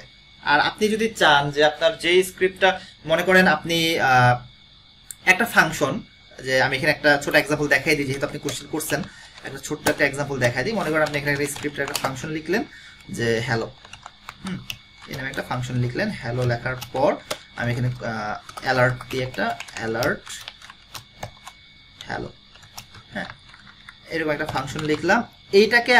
এই ফাংশনটাকে আমি কল করতে চাই আমার নিচের থেকে এখানে। তো আমি এখানে হ্যালো ফাংশনটাকে কল করলাম। এই ফাংশনটাকে কল করার পর আমাদের হোম যেটা আছে এটাকে রিলোড দিলে তাহলে এই যে আমার এটা দেখাইতেছে। এখন এইবার যদি আমরা এই ফাংশনটাকে দেখেন কাট করে আমি নিয়ে এসে এই ফাংশনের যেখানে কল করছি তার নিচে বসাই দিছি। আচ্ছা, নিচে বসে দিলেও তো এখানে সুন্দর মতোই কাজ করতেছে, বাট এই জিনিসটা একটা প্রবলেম করে কিছু কিছু ক্ষেত্রে। যেমন এখানে আমরা ফাংশনটা নিচে লেখার পরেও এখানে কাজ করতেছে, বাট কিছু কিছু ক্ষেত্রে এই জিনিসটা আপনার প্রবলেম তৈরি করে যে আপনার সিকোয়েন্স অনুযায়ী আসতে হয়। তো তখন দেখা যায় যে আপনার ওইরকম সিকোয়েন্স অনুযায়ী যখন আপনি আসবেন তখন আপনার যেটার কাজ আপনার আগেই করে আসতে হয় সেই স্ক্রিপ্টটুকু আপনি হেড ট্যাগের উপরে রাখতে পারেন, শুধুমাত্র সেইটুকু। এটা হলো যে আমি একটা ভালো একটা এক্সাম্পল দিয়ে দেখাইতে পারলে ভালো হতো। যেমন এই জিনিসটা কিভাবে দেখানো যায়, তো অ্যালার্ট হলো লিখছি ফাংশন হলো, বা আরেকটা স্ক্রিপ্ট ট্যাগ নেই, স্ক্রিপ্ট ট্যাগ নিলাম। স্ক্রিপ্ট ট্যাগ নেওয়ার পর আচ্ছা এটাকে কাট করে এখানে রাখি। এই যে দেখেন রিলোড করতেছি কিন্তু আমার কিন্তু কোনো অ্যালার্ট ফাংশনটা কিন্তু কাজ করতেছে না, দেখছেন বিষয়টা খেয়াল করছেন? আমি এই দেখেন এখানে কিন্তু আমি স্ক্রিপ্ট ফাংশনটা রাখছি, বা যখন রিলোড করতেছি আমার কিন্তু অ্যালার্ট একটা কাজ করতেছে না। তো এর কারণ হলো যে আমার ফাংশনটা আমি নিচে কল করাতে, নিচে লেখাতে আমার এই হ্যালো এইটা আমার কাজ করতেছে না, এটা কল করার পরও কাজ করতেছে না। বাট এটাকে যদি আমি কাট করে এই ফাংশনের নিচে লিখি, এই যে এই নিচে যদি আমি এখানে হ্যালোটা কল করি, এরপর যদি আমি রিলোড করি তখনই আমার এটা কাজ করবে। দ্যাট মিনস এই হ্যালো কলটাকে আমার এই ফাংশনের নিচে করতে হবে। তো আপনি যখন কাজ করতে যাবেন তখন দেখবেন যে আপনাকে অনেক সিডিএন ব্যবহার করতে হবে, হ্যাঁ, যেখানে অ্যাকচুয়ালি জাভাস্ক্রিপ্টের অনেক কোড আগে থেকে লেখা থাকবে, বা আপনি একটা কোড লিখলেন জাভাস্ক্রিপ্টের একটা বিশেষ কোনো লাইব্রেরি বানাইলেন আপনি নিজে, ওই লাইব্রেরিগুলোকে চাইলে আপনি এই হেড ট্যাগের ঠিক উপরে, যেটা একদমই মোস্ট ইম্পর্টেন্ট লাইব্রেরি, যেটা আগে কল না করলে আপনার নিচের কোডগুলোকে কাজ করাইতে পারবেন না, তো সেইগুলো আপনি চাইলে এই হেড ট্যাগের মধ্যে রাখতে পারেন। বাট এটা ভালো প্র্যাকটিস না। ভালো প্র্যাকটিস হলো আপনি আপনার যত স্ক্রিপ্ট আছে সেগুলোকে আপনি অবশ্যই বডি ট্যাগ যেখানে শেষ হয়েছে ঠিক তার উপরে রাখবেন। বুঝা গেছে? ওকে, ঠিক আছে। এবার আমরা প্র্যাকটিস কে করতেছি, কেউ কি আছে যে প্র্যাকটিস করতেছি? একটু বলেন তো আমাকে মেসেজে, বা আপনারা এখানে তো হয়তো বেশিরভাগই হ্যালো ওয়ার্ল্ড পর্যন্ত জানেন। আমাকে একটু কিন্তু জানাইতে হবে যে আপনারা মোটামুটি কে কতটুকু জানেন। হ্যাঁ, এটা আমি আসলে কিভাবে আপনাদের থেকে নিব সেটা আমি চিন্তা করতেছি। এখানে সব থেকে কম জানেন বলে কে মনে করেন? আমাদের এই ক্লাসে যারা যারা আছেন সব থেকে কম কে জানেন? একটু মেসেজে লিখেন তো। যে লিখছিলেন যে 10%। আচ্ছা, আসাদুজ্জামান লিখছেন আমি। আচ্ছা আসাদুজ্জামান, আপনি কি পর্যন্ত জানেন? কতটুকু জানেন? HTML CSS স্টাইল কিভাবে অ্যাড করতে হয় এতটুকু তো জানেন, তাই না? একটা style.css ফাইল কিভাবে অ্যাড করতে হয় এতটুকু তো জানেন। তারপর বেসিক স্টাইলগুলো কি জানেন? যেমন আপনার কালার, ব্যাকগ্রাউন্ড কালার কিভাবে দিতে হয়, কিংবা একটা ফন্ট সাইজ কিভাবে ছোট বড় করতে হয়। আচ্ছা, রৌনক জাহান লিখছেন যে, আচ্ছা রৌনক জাহান, আপনি কি এই কাজগুলো পারেন? যে জাস্ট একটা HTML ফাইল বা একটা CSS ফাইল কিভাবে HTML ফাইলের সাথে অ্যাড করতে হয়, এই কাজটা পারেন? জি ভাইয়া। আচ্ছা, এটুকু তো জানেন। আর একদম বেসিক যে স্টাইলগুলো, যে ব্যাকগ্রাউন্ড কালার কিংবা একটা টেক্সটের কালার কিভাবে চেঞ্জ করতে, এগুলো জানেন? এগুলো তো ওই ঝামেলা হয় না, একদম বেসিক স্টাইল। মনে করেন যে আমি একটা ডিভের কালার যে দিলাম এখানে, এই যে দেখেন একটা ব্যাকগ্রাউন্ড কালার দিছি, এই এতটুকু তো জানেন, তাই না? এই সিম্পল স্টাইলগুলো। তাহলে আমি নেক্সট ক্লাসে একটা কাজ করব, যদি এখানে একদম বিগিনার কেউ না হন, মানে একদমই কিছুই জানেন না, এরকম যদি না হন, নেক্সট ক্লাস থেকে আমি যেটা করব যে এই একদম সিম্পল জিনিসগুলা থেকে না শুরু করে একটু এটার থেকে একটু থেকে শুরু করব। যেমন আমরা সরাসরি হয়তো বা লিস্ট থেকে শুরু করতে পারি, বা সরাসরি টেক্সট নিয়ে কাজ করতে পারি, ঠিক সরাসরি এরকম ইসে থেকে কাজ করা শুরু করব। তাহলে আমি এগুলোতে সময় আর নষ্ট করব না। আচ্ছা, ঠিক আছে। একজন লিখছে ভাই সবকিছু অল্প অল্প পারি, বাট কোন লেভেলে গেলে কাজ হবে সেইটা জানি না। আচ্ছা, আবু তালহাকে বলে দিতেছি আমি, লেভেল শেষমেশ একটাই, সেটা হলো আপনার নিজেকে কম করে হলেও 10টা প্রজেক্ট নিজে ডেভেলপ করতে হবে। আপনার নিজে 10টা প্রজেক্ট ডেভেলপ করতে হবে। তো 10টা PhD ফাইল আমি আপনাদের সবাইকে দিয়ে দিব। ওই 10টা PhD ফাইল আপনারা সবাই কপি করবেন, মানে নিজে নিজে একটা ওই ছবি দেখে দেখে আপনারা পুরো ওয়েবসাইটটা নিজে নিজে বানাবেন। তো যখন 10টা ফাইল আপনাদের ডিজাইন হয়ে যাবে তখন হলো যে আপনাদের ওয়েব ডিজাইন মনে করেন শেখা শেষ হইলো। এরপর হলো অ্যাডভান্স কাজ, এটা আপনারা সারা জীবন ধরে শিখতে থাকবেন। যারা ওয়েব ডেভেলপার তাদের আসলে সারা জীবনে শেখার উপরে থাকতে হয়। নতুন নতুন টেকনোলজি আসে, যেমন এখন রিয়েক্ট জেএস এর খুব ট্রেন্ড চলতেছে। রিয়েক্ট জেএস আপনাকে শিখতেই হবে, আজ না হয় কাল। আর আমাদের এই ফুল কোর্স যারা শেষ করবেন, আমার প্ল্যান আছে একদম স্টেপ 3 যারা শেষ করবেন তাদের রিয়েক্ট জেএস এর উপর একটা স্পেশাল কোর্স করাবো। এই রিয়েক্ট জেএস এর কোর্সটাও আমাদের পেইড কোর্স হবে, কিন্তু আপনারা ওই কোর্সের জন্য ফ্রি থাকবেন। এটা আপনারা ফ্রিতে করতে পারেন। সেটা হলো যে একদম স্টেপ 3 শেষ করার পর তখন আপনার জাভাস্ক্রিপ্টের উপরও একটা ভালো দখল ইনশাআল্লাহ চলে আসবে। আমাদের যেহেতু আমরা অ্যাজাক্স নিয়ে কাজ করবো, আমাদের লারাভেলের সাথে অ্যাজাক্স নিয়ে কাজ করবো, তো জাভাস্ক্রিপ্টটার আস্তে আস্তে ইনশাআল্লাহ আপনাদের ভালো একটা দখল তৈরি হবে। ভালো রিয়েক্ট জেএস শেখার জন্য আসলে জাভাস্ক্রিপ্ট ES6 খুব ভালো একটা দখল থাকা দরকার। তো ওই জিনিসটা যখন আপনাদের হয়ে যাবে তখন রিয়েক্ট জেএস শিখতে খুব বেশি একটা সময় লাগবে না। তো রিয়েক্ট জেএস ইনশাআল্লাহ আমরা সবার শেষে শিখবো। আর তো আজকে এখানে প্র্যাকটিস কি কেউ করতেছেন না তাহলে, বা তাহলে আমরা কি কাজ করতে পারি আজকে বলেন, কি একজন বলেন। আজকে বাকি যে সময় আছে, আধা ঘন্টা সময় আছে, আধা ঘন্টা আমরা কি করতে পারি? ভাইয়া আপনি যে বলছিলেন PhD টু HTML শিখতে হবে, এখন আমি PhD টা কোথায় পাবো? পিএইচডি গুলো আমি আপনাদেরকে কিছু পিএইচডি দিয়ে দিব। আর পিএইচডি সব অনেক পিএইচডি ফ্রিতেই পাওয়া যায় গুগলে। পিএইচডি যদি লিখে সার্চ করেন, ফ্রি পিএইচডি ডাউনলোড, এটা যদি আপনারা গুগলে সার্চ করেন প্রচুর পিএইচডি এর লিংক পাবেন। ফ্রি পিক থেকে আপনারা পিএইচডি নামাইতে পারেন, ফ্রি পিএইচডি। এখানে ফ্রি পিকে আপনারা প্রচুর পিএইচডি ফাইল পেয়ে যাবেন, মানে ফটোশপ ফাইল আর কি। এগুলো ফটোশপ এখানে এইভাবে লিখবেন, ফ্রি ওয়েবসাইট পিএইচডি ডাউনলোড বা পিএইচডি হাব, এখানে আছে ডাউনলোড পিএইচডি হাব। এখানে আপনারা দেখা যায় এখানে ওয়েবসাইটের অনেক পিএইচডি ফাইল আপনারা পেয়ে যাবেন। একটু গুগল করলে পিএইচডি পাওয়া কোনো বিষয় না। পিএইচডি আপনারা অনেক পিএইচডি পেয়ে যাবেন ইনশাআল্লাহ। আর আমি আপনাদেরকে ভালো ভালো কিছু পিএইচডি ফাইল এটা পরে দিয়ে দিব, মোটামুটি বেসিক শেখানোর পরে পিএইচডি ফাইল কিছু দিব, এগুলো আমরা প্র্যাকটিস করবো। দুইটা তো আমি নিজেই ইনশাআল্লাহ আপনাদেরকে শিখাই দিব কিভাবে বানাইতে হয়, এরপর বাকিগুলো আপনারা নিজেরা বানাবেন। আচ্ছা, তাহলে আজকের ক্লাসে যদি আর কেউ আপনারা এক কাজ করেন, আপনারা ফাইবারে, আপওয়ার্কে আর লিঙ্কডইনে এই তিনটাতে অ্যাকাউন্ট খুলবেন, সেই সাথে টুইটারও অ্যাকাউন্ট খুলবেন এবং চেষ্টা করবেন এই লিঙ্কডইন, টুইটার এইটাতে প্রতিদিন অন্তত 10 মিনিট করে সময় দেওয়ার। ঠিক আছে, আমরা হয়তো টুইটার কেউ তেমন একটা ইউজ করি না, কিন্তু যারা ফ্রিল্যান্সিং করতে চান টুইটারে তাদের অ্যাক্টিভ থাকতেই হবে। কারণ আপনি যখন আপনার গিগটা বানাবেন বা এটা যখন ফাইবারে অ্যাকাউন্টটা খুলবেন, সেটাকে আপনার মার্কেটিং করতে হবে। মার্কেটিং করতে হলে আপনার টুইটারে একটা অ্যাকাউন্ট থাকাটা খুব জরুরি, এবং সেটা একদিন ধরেন আপনি যেদিন থেকে কাজ শুরু করতে চান সেদিন যদি যে টুইটারের অ্যাকাউন্টটা অ্যাক্টিভ হন তাহলে কিন্তু হবে না। আপনার আগে থেকে একটু এই জিনিসগুলা নিয়ে মানে অ্যাক্টিভ থাকতে হবে। তারপর গিগের রিসার্চের কথা বলছি, একটা গিগ খোলা মাত্রই কিন্তু আপনি কাজ পেয়ে যাবেন না। একটা ফ্রিল্যান্সিং এ কাজ পাইতে গেলে দেখা যায় 3 থেকে 4 মাস শুধু এই গিগ বানানোর পিছনে সময় দিতে হয়। মার্কেট রিসার্চ করা বা গিগের আপনার গিগটাকে সুন্দর করে রেডি করা, এগুলো করতে গেলে 3 থেকে 4 মাস লেগে যায়। সেই সাথে আপনার মানে এই জিনিসগুলোকে মার্কেটিং করতে হয় প্রচুর।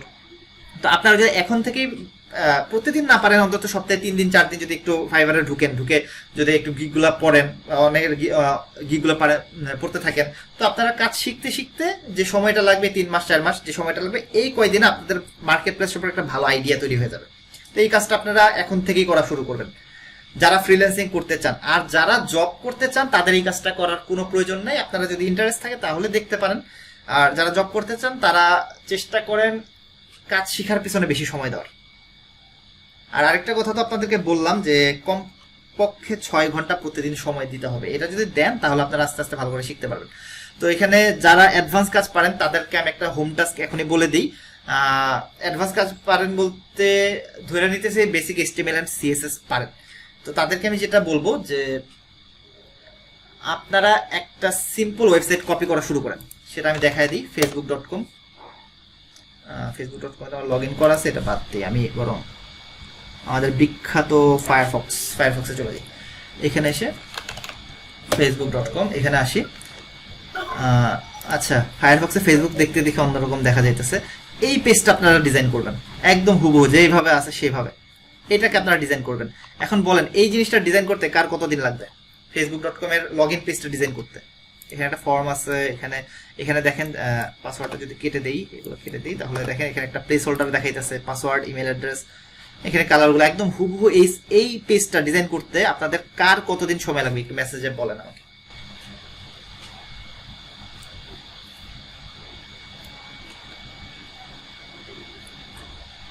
মেসেজ লেখা শুরু করেন, দেখি কার কতদিন।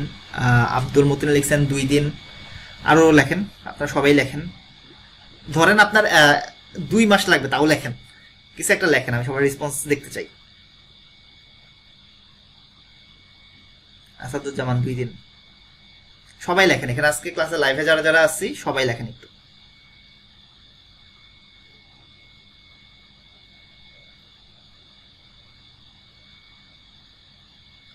আচ্ছা, আবু তালহা 1 উইক, তাসিন হক 2 থেকে 3 ঘন্টা, ভেরি গুড।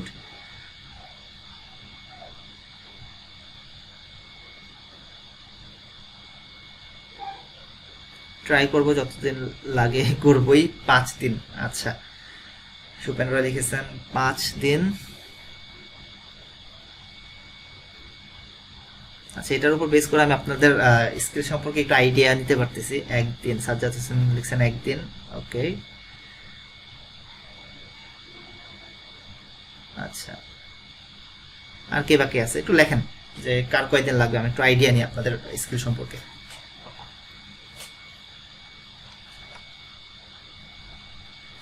আচ্ছা, এখানে আমি একটু বলি যে দেখেন, এটা তো কিছুই না, এটা খুবই সিম্পল একটা সাইট। এটা যদি একদম র HTML আর CSS এ ডিজাইন করতে চান, আমি এটাকে যদি একটু ছোট করি, রেসপন্সিভ করার চেষ্টা করি, ইন্সপেক্ট, এখান থেকে যদি মোবাইল ভিউটা দেখি, এই যে মোবাইল ভিউ। আচ্ছা, ফায়ারফক্সে দেখলে আসলে প্রবলেম, ফায়ারফক্সে না দেখে আমি গুগল ক্রোমে দেখি। ওকে, গুগল ক্রোমে এখানে এসে ইন্সপেক্ট করি। আচ্ছা, ফেসবুকের এটা রেসপন্সিভ করা না, দেখছেন? ফেসবুকের মতো ওয়েবসাইট কিন্তু ওরা কিন্তু রেসপন্সিভ করে নাই। তো এটা আসলে ডিপেন্ড করে যে যেটা ইউজারের জন্য সুবিধাজনক, ওরা সেরকম ভাবেই রাখছে। ফেসবুকের মনে হয়েছে যে আমার এটা রেসপন্সিভ না করলেও সমস্যা নাই, তো ওরা রেসপন্সিভ কিন্তু করে নাই। কিন্তু আমরা সবসময় চেষ্টা করবো রেসপন্সিভ করে ডিজাইন করার। আপনারাও এটা ফেসবুকে বলবেন যে আপনারা নিজেরা সুন্দর মতো এটাকে রেসপন্সিভ করে ডিজাইন করবেন, এবং ফেসবুক থেকেও একটা সুন্দর ডিজাইন যেন আপনাদের হয়। মানে এখানে যেটা আছে ডেস্কটপ ভিউ যেন একদম হুবহু এরকম থাকে, অর্থাৎ আপনারা এখান থেকে এইখানের যে কালারটা আছে, কালারটা আপনারা পিক করবেন। কিভাবে পিক করবেন দেখা দিই, ইন্সপেক্টে যাবেন, ইন্সপেক্টে যাওয়ার পর এইখান থেকে ফেসবুকে ক্লিক করবেন। ক্লিক করলে আপনারা এইখানে যদি আসেন, আচ্ছা এটা তো হলো ইমেজ, তো ইমেজের ক্ষেত্রে আপনারা যেটা করেন সরাসরি এই ফেসবুকের এটা ডাউনলোড করে ফেলবেন। এটা এই দেখেন এখানে একটা ইমেজের মধ্যে একটা লিঙ্ক দেওয়া আছে, এটাকে আপনারা কপি করবেন। কি করতে, এখান থেকে সরাসরি এটাকে কপি করে নিয়ে যেতে পারেন। কপি করে যদি আপনারা এখানে পেস্ট করে দেন, তাহলে আপনারা এই ইমেজটা পেয়ে যাবেন। রাইট বাটন ক্লিক করে আপনারা যেটা করতে পারেন, এটা তো এসভিজি ফাইল, এটাকে সেভ এস, আচ্ছা সেভ এস দিয়েও সেভ করতে পারেন, যেহেতু এটা এসভিজি ফাইল, তো এটা এভাবে সরাসরি সেভ করতে পারেন। এটা একটা আকারে সেভ হবে, আমি দেখাই দিই। এটা সেভ করে এখান থেকে সেভ এস যে যদি আমরা ইমেজেসের মধ্যে সেভ করি, তখন আপনারা দেখবেন যে এইরকম একটা আকারে সেভ হয়েছে, ব্রাউজার আকারে দেখাবে। এটা একটা যে ব্রাউজারের ফাইল দেখাইতেছে, এটাকে যদি আপনারা এইভাবে সরাসরি লোড করাইতে পারবেন না। আপনারা যেটা করবেন, আমি এখানে একটু লোড করে দেখাই দিই। আমি এখানে ডিভের মধ্যে, ডিভের বাইরে ইমেজটাকে লোড করি। ইমেজ, এটার মধ্যে আমার এটা আছে ইমেজেসের ভিতরে। এখানে এটা একটু রিনেম করে নিই, এটাকে রিনেম করে নিচে থেকে fp.svg। তো এখানে আমরা যেটা লিখবো images/fb.svg। এটা লেখার পর আমি যদি আমার পেজটাকে রিলোড করি, তাহলে দেখেন এখানে কিন্তু বিশাল আকার আসছে এটার সাইজ। কিন্তু চাইলে আমরা কিন্তু এটা সাইজ বাড়াইতে কমাইতে পারি। আমরা এখান থেকে যেটা করব, এটা একটা স্টাইল নিয়ে নিই, স্টাইল 8 100 পিক্সেল উইথ 200 পিক্সেল দিয়ে। আমরা চাইলে আমাদের সুবিধা মতো এটার সাইজ কিন্তু বাড়াইতে কমাইতে পারি, যেরকম সুন্দর মতো আমাদের এটার সাইজ বাড়াইতে কমাইতে পারবো। তো আপনারা যেটা করবেন, কখনো ইনলাইন সিএসএসটা ব্যবহার করবেন না। আমি এখানে ইনলাইন সিএসএস লিখছি, আপনারা কখনো ইনলাইন সিএসএস ব্যবহার করবেন না, এটা খুব ব্যাড প্র্যাকটিস। আমরা W3C স্ট্যান্ডার্ড শিখবো, আমরা W3C স্ট্যান্ডার্ড মেনটেন করেই ডিজাইনগুলো ইনশাল্লাহ শিখবো। সেটা হলো যে আমি আপনাদেরকে একটু দেখাই দিই, W3C স্ট্যান্ডার্ডস এটা কি জিনিস আপনাদেরকে একটু দেখাইতে চাই। এখানে যদি আপনারা যান স্ট্যান্ডার্ডস, আমরা যে ওয়েবসাইটটা বানাইছি সেই ওয়েবসাইটের স্ট্যান্ডার্ড আমরা এখান থেকে চাইলে টেস্ট করতে পারি যে আমাদের এটা কতটুকু ঠিকঠাক হয়েছে। আমি এখানে স্ট্যান্ডার্ড এই যে এখানে কিভাবে দেখা যাবে, .w3c.com। আচ্ছা, এটা validator.w3c.com। আমরা validator.w3c.org এই লিঙ্কে যদি যাই, এই লিঙ্কে যাওয়ার পর আমরা যে ওয়েবসাইটটা বানাইছি, আচ্ছা এটা তো আমার এখনো গিটহাবে পুশ। ভাইয়া ফেসবুকের লিংকটা দিয়ে দেন তো। ফেসবুকের লিঙ্ক দিয়ে দেখবো, আচ্ছা দিয়ে দেখি ফেসবুকের লিঙ্কটা। এখানে এসে আমরা লিখলাম facebook.com, এই লিঙ্কটা যদি দিয়ে চেক করলে আমরা দেখবো যে এখানে আচ্ছা http এরর। আচ্ছা facebook.com দেওয়ার পর সে নিজে আমাদের একটা এরর দেখাইতেছে, সেটার কারণটা হলো আমি এখানে https দিই, http দিতে হবে, তারপর www.facebook.com। এবার চেক করলে আশা করি পাওয়া যাবে।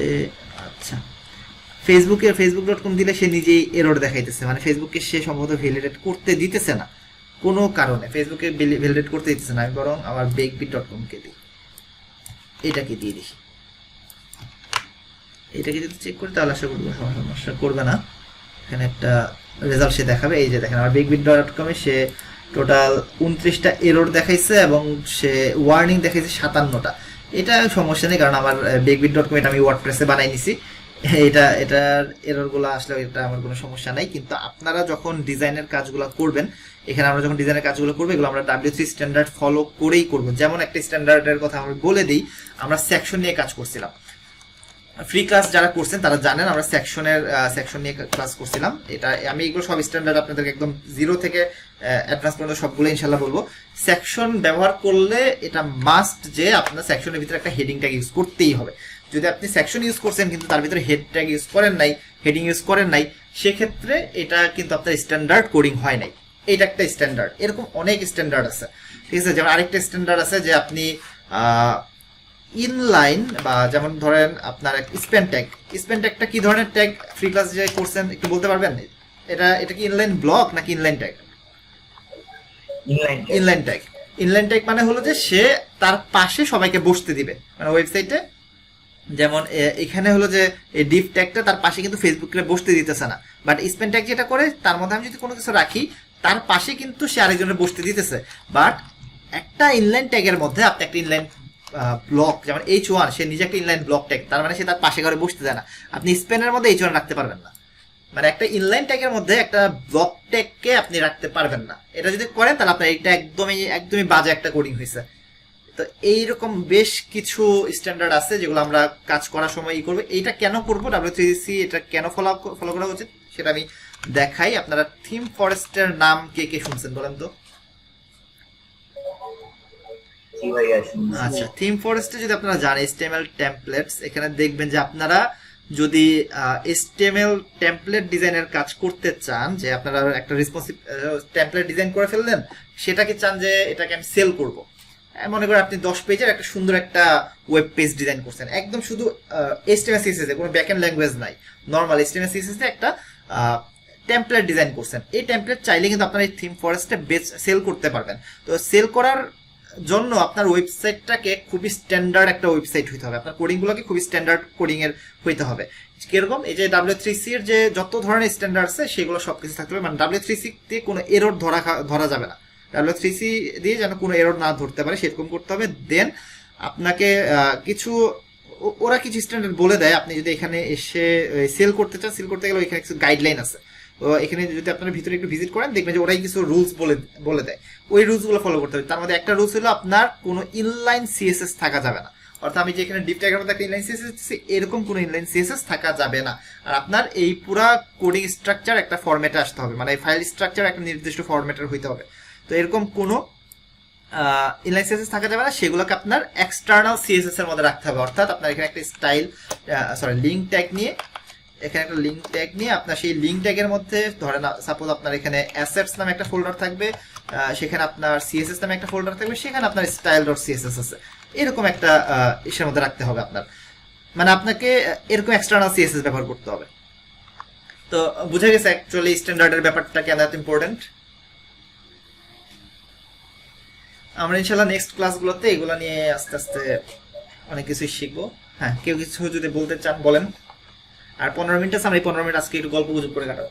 আর কোনো কিছু আজকে শেখাবো না। ভাইয়া লাইব্রেরি আর ফ্রেমওয়ার্কের মধ্যে difference? ওকে, লাইব্রেরি আর ফ্রেমওয়ার্কের মধ্যে মেজর যে ডিফারেন্স সেটা হলো লাইব্রেরি আপনার এটা বলতে পারেন যে এরকম, সহজ ভাষায় বুঝাই, মনে করেন আপনি একজন দর্জি, হ্যাঁ আপনি একজন দর্জি, তো আপনার একটা জামা কমন, দর্জিরা কি করে ধরেন ওরা তো জামা কাপড় বানায়, তো একজন দর্জির কাঁধে দায়িত্ব পড়লো একই ডিজাইনের পাঞ্জাবি বানাবে 100টা, একই ডিজাইনের পাঞ্জাবি সে 100টা বানাবে, এবং পাঞ্জাবির মধ্যে তার বেশ কিছু ধরনের ডিজাইন থাকবে বা ছাপ থাকবে, যা ছাপ দেয় না, যে একটা কালার একটা ছাপ বসায় দেয়, চাপ দিলে ছাপ বসা যায়, এরকম ছাপ বসাবে, ঠিক আছে।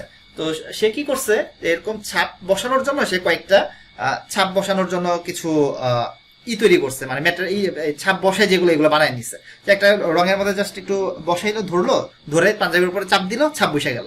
এই যে ছাপ বসাইতেছে, তো সে এগুলো বানায় নিছে, তো এটাকে বলা হয় লাইব্রেরি। এটাকে আপনি লাইব্রেরি বলতে পারেন, যে আপনার আগে থেকেই কিছু সিএসএস বানানো আছে, বা মনে করেন লাইব্রেরি একটা এক্সাম্পল যদি দেই, যে jQuery একটা লাইব্রেরি, বা আপনার বুটস্ট্র্যাপ সেটাও একটা লাইব্রেরি বলতে পারেন। তো এখানে আগে থেকে আপনার বেশ কিছু সিএসএস বানানো থাকে, আগে থেকেই jQueryতে বেশ কিছু ফাংশন বানানো থাকে। আপনি কি করবেন, সরাসরি এই ফাংশনটাকে আপনার ওয়েবসাইটে এনে কল করবেন, আপনার কাজ হয়ে যাবে, শেষ। একদম সিম্পলি আপনি মনে করেন একটা নেভিগেশন বার বানাইতে চান, বা আপনি একটা বাটনের স্টাইল দিতে চান, বুটস্ট্র্যাপ থেকে একটা ক্লাস নিয়ে শুধু একটা ক্লাস কল করবেন, দ্যাটস ইট। আপনার ওই বাটনটা একটা সুন্দর একটা কালার পেয়ে যাবে, সুন্দর একটা ডিজাইন পেয়ে যাবে। এইটা হলো আপনার লাইব্রেরি, মানে আগে থেকে বিল্ট ইন ক্লাস এবং ফাংশন থাকবে। আর ফ্রেমওয়ার্ক জিনিসটা কি, এখন যেটা বলতেছিলাম যে দর্জি একটা পাঞ্জাবি বানাইতেছে, হ্যাঁ, তো এখন সে কি করছে, পাঞ্জাবি সেলাই করার জন্য সে আগে থেকেই মনে করেন একটা মেশিন বানায় রাখছে, যে মেশিনের মধ্যে আপনার কাপড়গুলোকে ফেললে এটা পাঞ্জাবি হয়ে বের হয়ে আসে। এই যে মেশিনটা বানাইছে, এই মেশিনটাকে বলা হয় ফ্রেমওয়ার্ক। ফ্রেমওয়ার্ক জিনিসটা অ্যাকচুয়ালি একটা স্ট্রাকচার, অর্থাৎ আপনি যে কোডিং করবেন বা আপনি আপনার একটা প্রজেক্ট বানাবেন, সেই প্রজেক্টটা বানাইতে হইলে আপনার কিছু স্ট্যান্ডার্ড ফলো করা লাগে। যেমন আমরা লারাভেল শিখবো, তো লারাভেল হলো একটা, বলা হয় লারাভেলকে এমভিসি ফ্রেমওয়ার্ক বলা হয়। এমভিসি ফ্রেমওয়ার্ক মানে হলো মডেল ভিউ কন্ট্রোলার, এটা হলো এমভিসি। এই স্ট্রাকচারে একটা এর মানে হলো যে আপনার আগে থেকে একটা স্ট্রাকচার রেডি করা আছে, আপনি কি করবেন, শুধু সেই স্ট্রাকচার ফলো করে কোডিং করে যাবেন, ডিজাইন প্যাটার্ন ফলো করে কোডিং করে যাবেন। তাহলে যেটা হবে, মানে এটা আরো সহজে যদি বুঝাইতে চাই,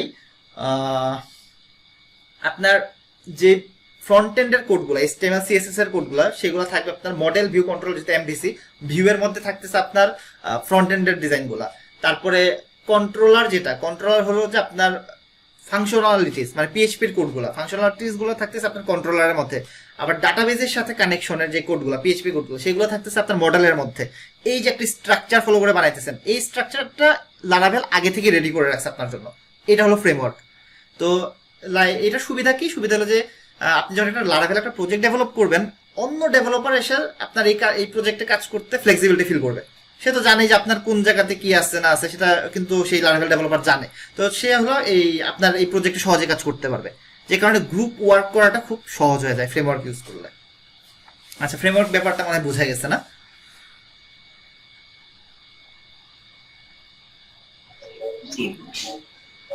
ওকে, ঠিক আছে। তাহলে নেক্সট ক্লাস হবে আমাদের শনিবারে সন্ধ্যা 7:30টায়। নেক্সট ক্লাসে আমরা একদম সরাসরি সিএসএস থেকে শুরু করব, আর চেষ্টা করব একটা সিএসএস শিখতে শিখতে একটা ছোটখাটো একটা ওয়েবসাইট বানায় ফেলবো। আমরা একদম ছোটখাটো একটা ওয়েবসাইট বানায় ফেলবো। তো নেক্সট ক্লাসের আগে আপনারা যারা HTML এন্ড CSS পারেন, তারা ফেসবুকের লগ ইন পেজ, যেটা এই যে এটা ফেসবুকের লগ ইন পেজ, আগামীকাল শুক্রবার আমি আপনাদেরকে বলছি যে কম করে হলেও 6 ঘন্টা সময় দিতে হবে, এবং উইকেন্ড মানে শুক্রবার গুলাতে আরেকটু সময় বাড়ায় দিতে পারলে ভালো হয়। যত বেশি সময় দিবেন তত তাড়াতাড়ি আপনি শিখবেন, তত তাড়াতাড়ি আপনি কাজ পাইতে পারবেন, মানে মার্কেট প্লেসে নামতে পারবেন। এটা হলো কথা, যে আপনি যত তাড়াতাড়ি যত বেশি পরিশ্রম করবেন তত তাড়াতাড়ি আপনি সফলতা পাবেন। তো আপনারা যেটা করতে পারেন, এই যে দেখেন এখানে কি করছে, জাস্ট একটা পেজ প্রথমে বডি ট্যাগ নিছে, বডি ট্যাগের মধ্যে একটা কালার দিছে, ডিফল্ট কালার দিছে বডি ট্যাগের মধ্যে। তার নিচে এখানে একটা ডিভ আছে, এই ডিভের মধ্যে আপনার একটা ফুটার, এটা ফুটারটা নিছে। এটাকে যদি আমি Ctrl 0 দিই তাহলে অরিজিনাল সাইজে আসবে। এরকম এই দেখেন এই এতটুকু হলো যে ভিউ পোর্ট। আমি দেখেন কিবোর্ড থেকে Ctrl 0 প্রেস করছি, Ctrl 0 প্রেস করলে আপনার ব্রাউজারটা একদম অরিজিনাল যে সাইজ সেই সাইজটা দেখাবে। এখানে আপনার বডি ট্যাগের মধ্যে মাঝখানে একটা ব্লক নিছে, এখান থেকে কতটুকু জায়গা ছাড়ছে, এইখান থেকে কতটুকু জায়গা ছাড়ছে, এই জিনিসটা চাইলে আপনারা মেজার করতে পারবেন। এই মেজার করার জন্য একটা টুলস আছে গুগল ক্রোমে। আমি একটা প্লাগইনের কথা বলে দিই আপনাদেরকে, এটা আমি অবশ্যই কালকে দেখাইতাম, আজকেই বলে দিই। এটা হলো যে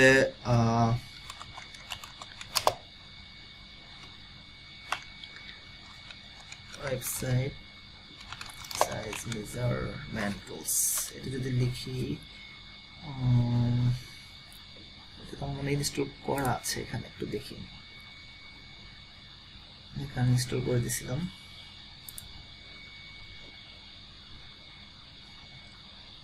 আচ্ছা ডাইমেনশনস, এটা আমি একটু অ্যাড করি।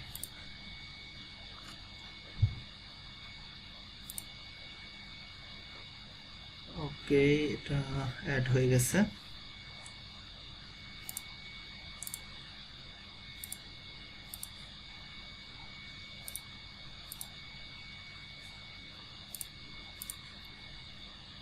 আচ্ছা এখান থেকেই দেখাই, এখানে এসে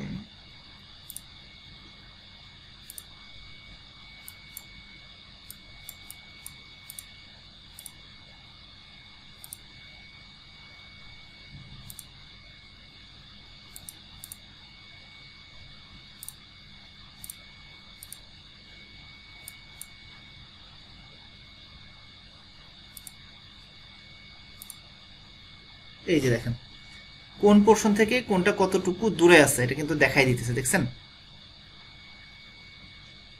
এখানে এটা সে কোন পোর্শন থেকে কে কতটুকু দূরে আছে সেটা এখান থেকে সুন্দর মতো দেখাই দিতেছে। অ্যান্ড আপনারা চাইলে ধরেন আমার এই পোর্শনটা কতটুকু দূরে আছে দেখেন, তার সাইজ সে আছে 152 পিক্সেল ইন্টু 490 পিক্সেল, অর্থাৎ উইথ বরাবর আছে 490 পিক্সেল। এটা দিয়ে কিন্তু আপনি চাইলে একটা ওয়েবসাইটের একদম এক্স্যাক্টলি মেজারমেন্টটা করতে পারেন। অর্থাৎ আপনি facebook.com-এ অর্থাৎ এই জায়গাতে যেটা করবেন, এখানে আমার ইনকগনিটো মোডে প্লাগইনটা দেখাইতেছে না, যাই হোক এখানে এসে ওই টুলস দিয়ে আপনার এখানে ধরলে আপনি এই হেইট বরাবর কতটুকু উচ্চতা এবং এই উইথ বরাবর কতটুকু দূরত্ব আছে এটা আপনারা পেয়ে যাবেন। তখন আপনারা কোডিং এর মধ্যে এই সাইজটাই ব্যবহার করবেন। অর্থাৎ এখানে আপনারা যেটা করতে পারেন যে দুইটা ডিভ নেবেন, একটা ডিভের মধ্যে এটা থাকবে, একটা ডিভের মধ্যে এই বক্সটা থাকবে, এবং এই পুরা ডিভটাকে আপনারা একটা এই বডির মধ্যে তো অবশ্যই রাখবেন, সেই বডির মধ্যে আপনারা চাইলে একটা প্যাডিং দিতে পারেন। এখান থেকে একটা প্যাডিং থাকবে, প্যাডিং টপ, এবং লেফট অ্যান্ড রাইট থেকে একটা প্যাডিং থাকবে। তো আমার মনে হয় এই পাশ থেকে যেই দূরত্ব এখান থেকে দূরত্বটা সেম, একদম সেমই হওয়ার কথা। তো জাস্ট এই দুই পাশের একটা সেম প্যাডিং দিবেন এবং উপর আর নিচ থেকে একটা সেম প্যাডিং দিয়ে দিবেন। এখান থেকে একটা প্যাডিং থাকবে এবং এটার নিচ থেকে একটা প্যাডিং থাকবে। এই পর্যন্ত কি বোঝা গেছে? জি ভাইয়া। ওকে ঠিক আছে, আপনারা চেষ্টা করবেন কালকে এই ফেসবুকের এই লগইন পেজটা ডিজাইন করতে, এবং প্রবলেম তো ফেস করবেনই। প্রবলেম যারা ফেস করবেন কালকে ক্লাস টাইমের পরে ইনশাল্লাহ আমরা এটা নিয়ে বসবো। কালকে শনিবার ক্লাস যখন করবো, ক্লাসের পরে আমরা এই ফেসবুক লগইন পেজটা যারা প্রবলেম ফেস করবে তাদের প্রবলেমটা আমরা সলভ করবো। এবং কাল শনিবারে আমরা সিএসএস এর মোটামুটি বেসিক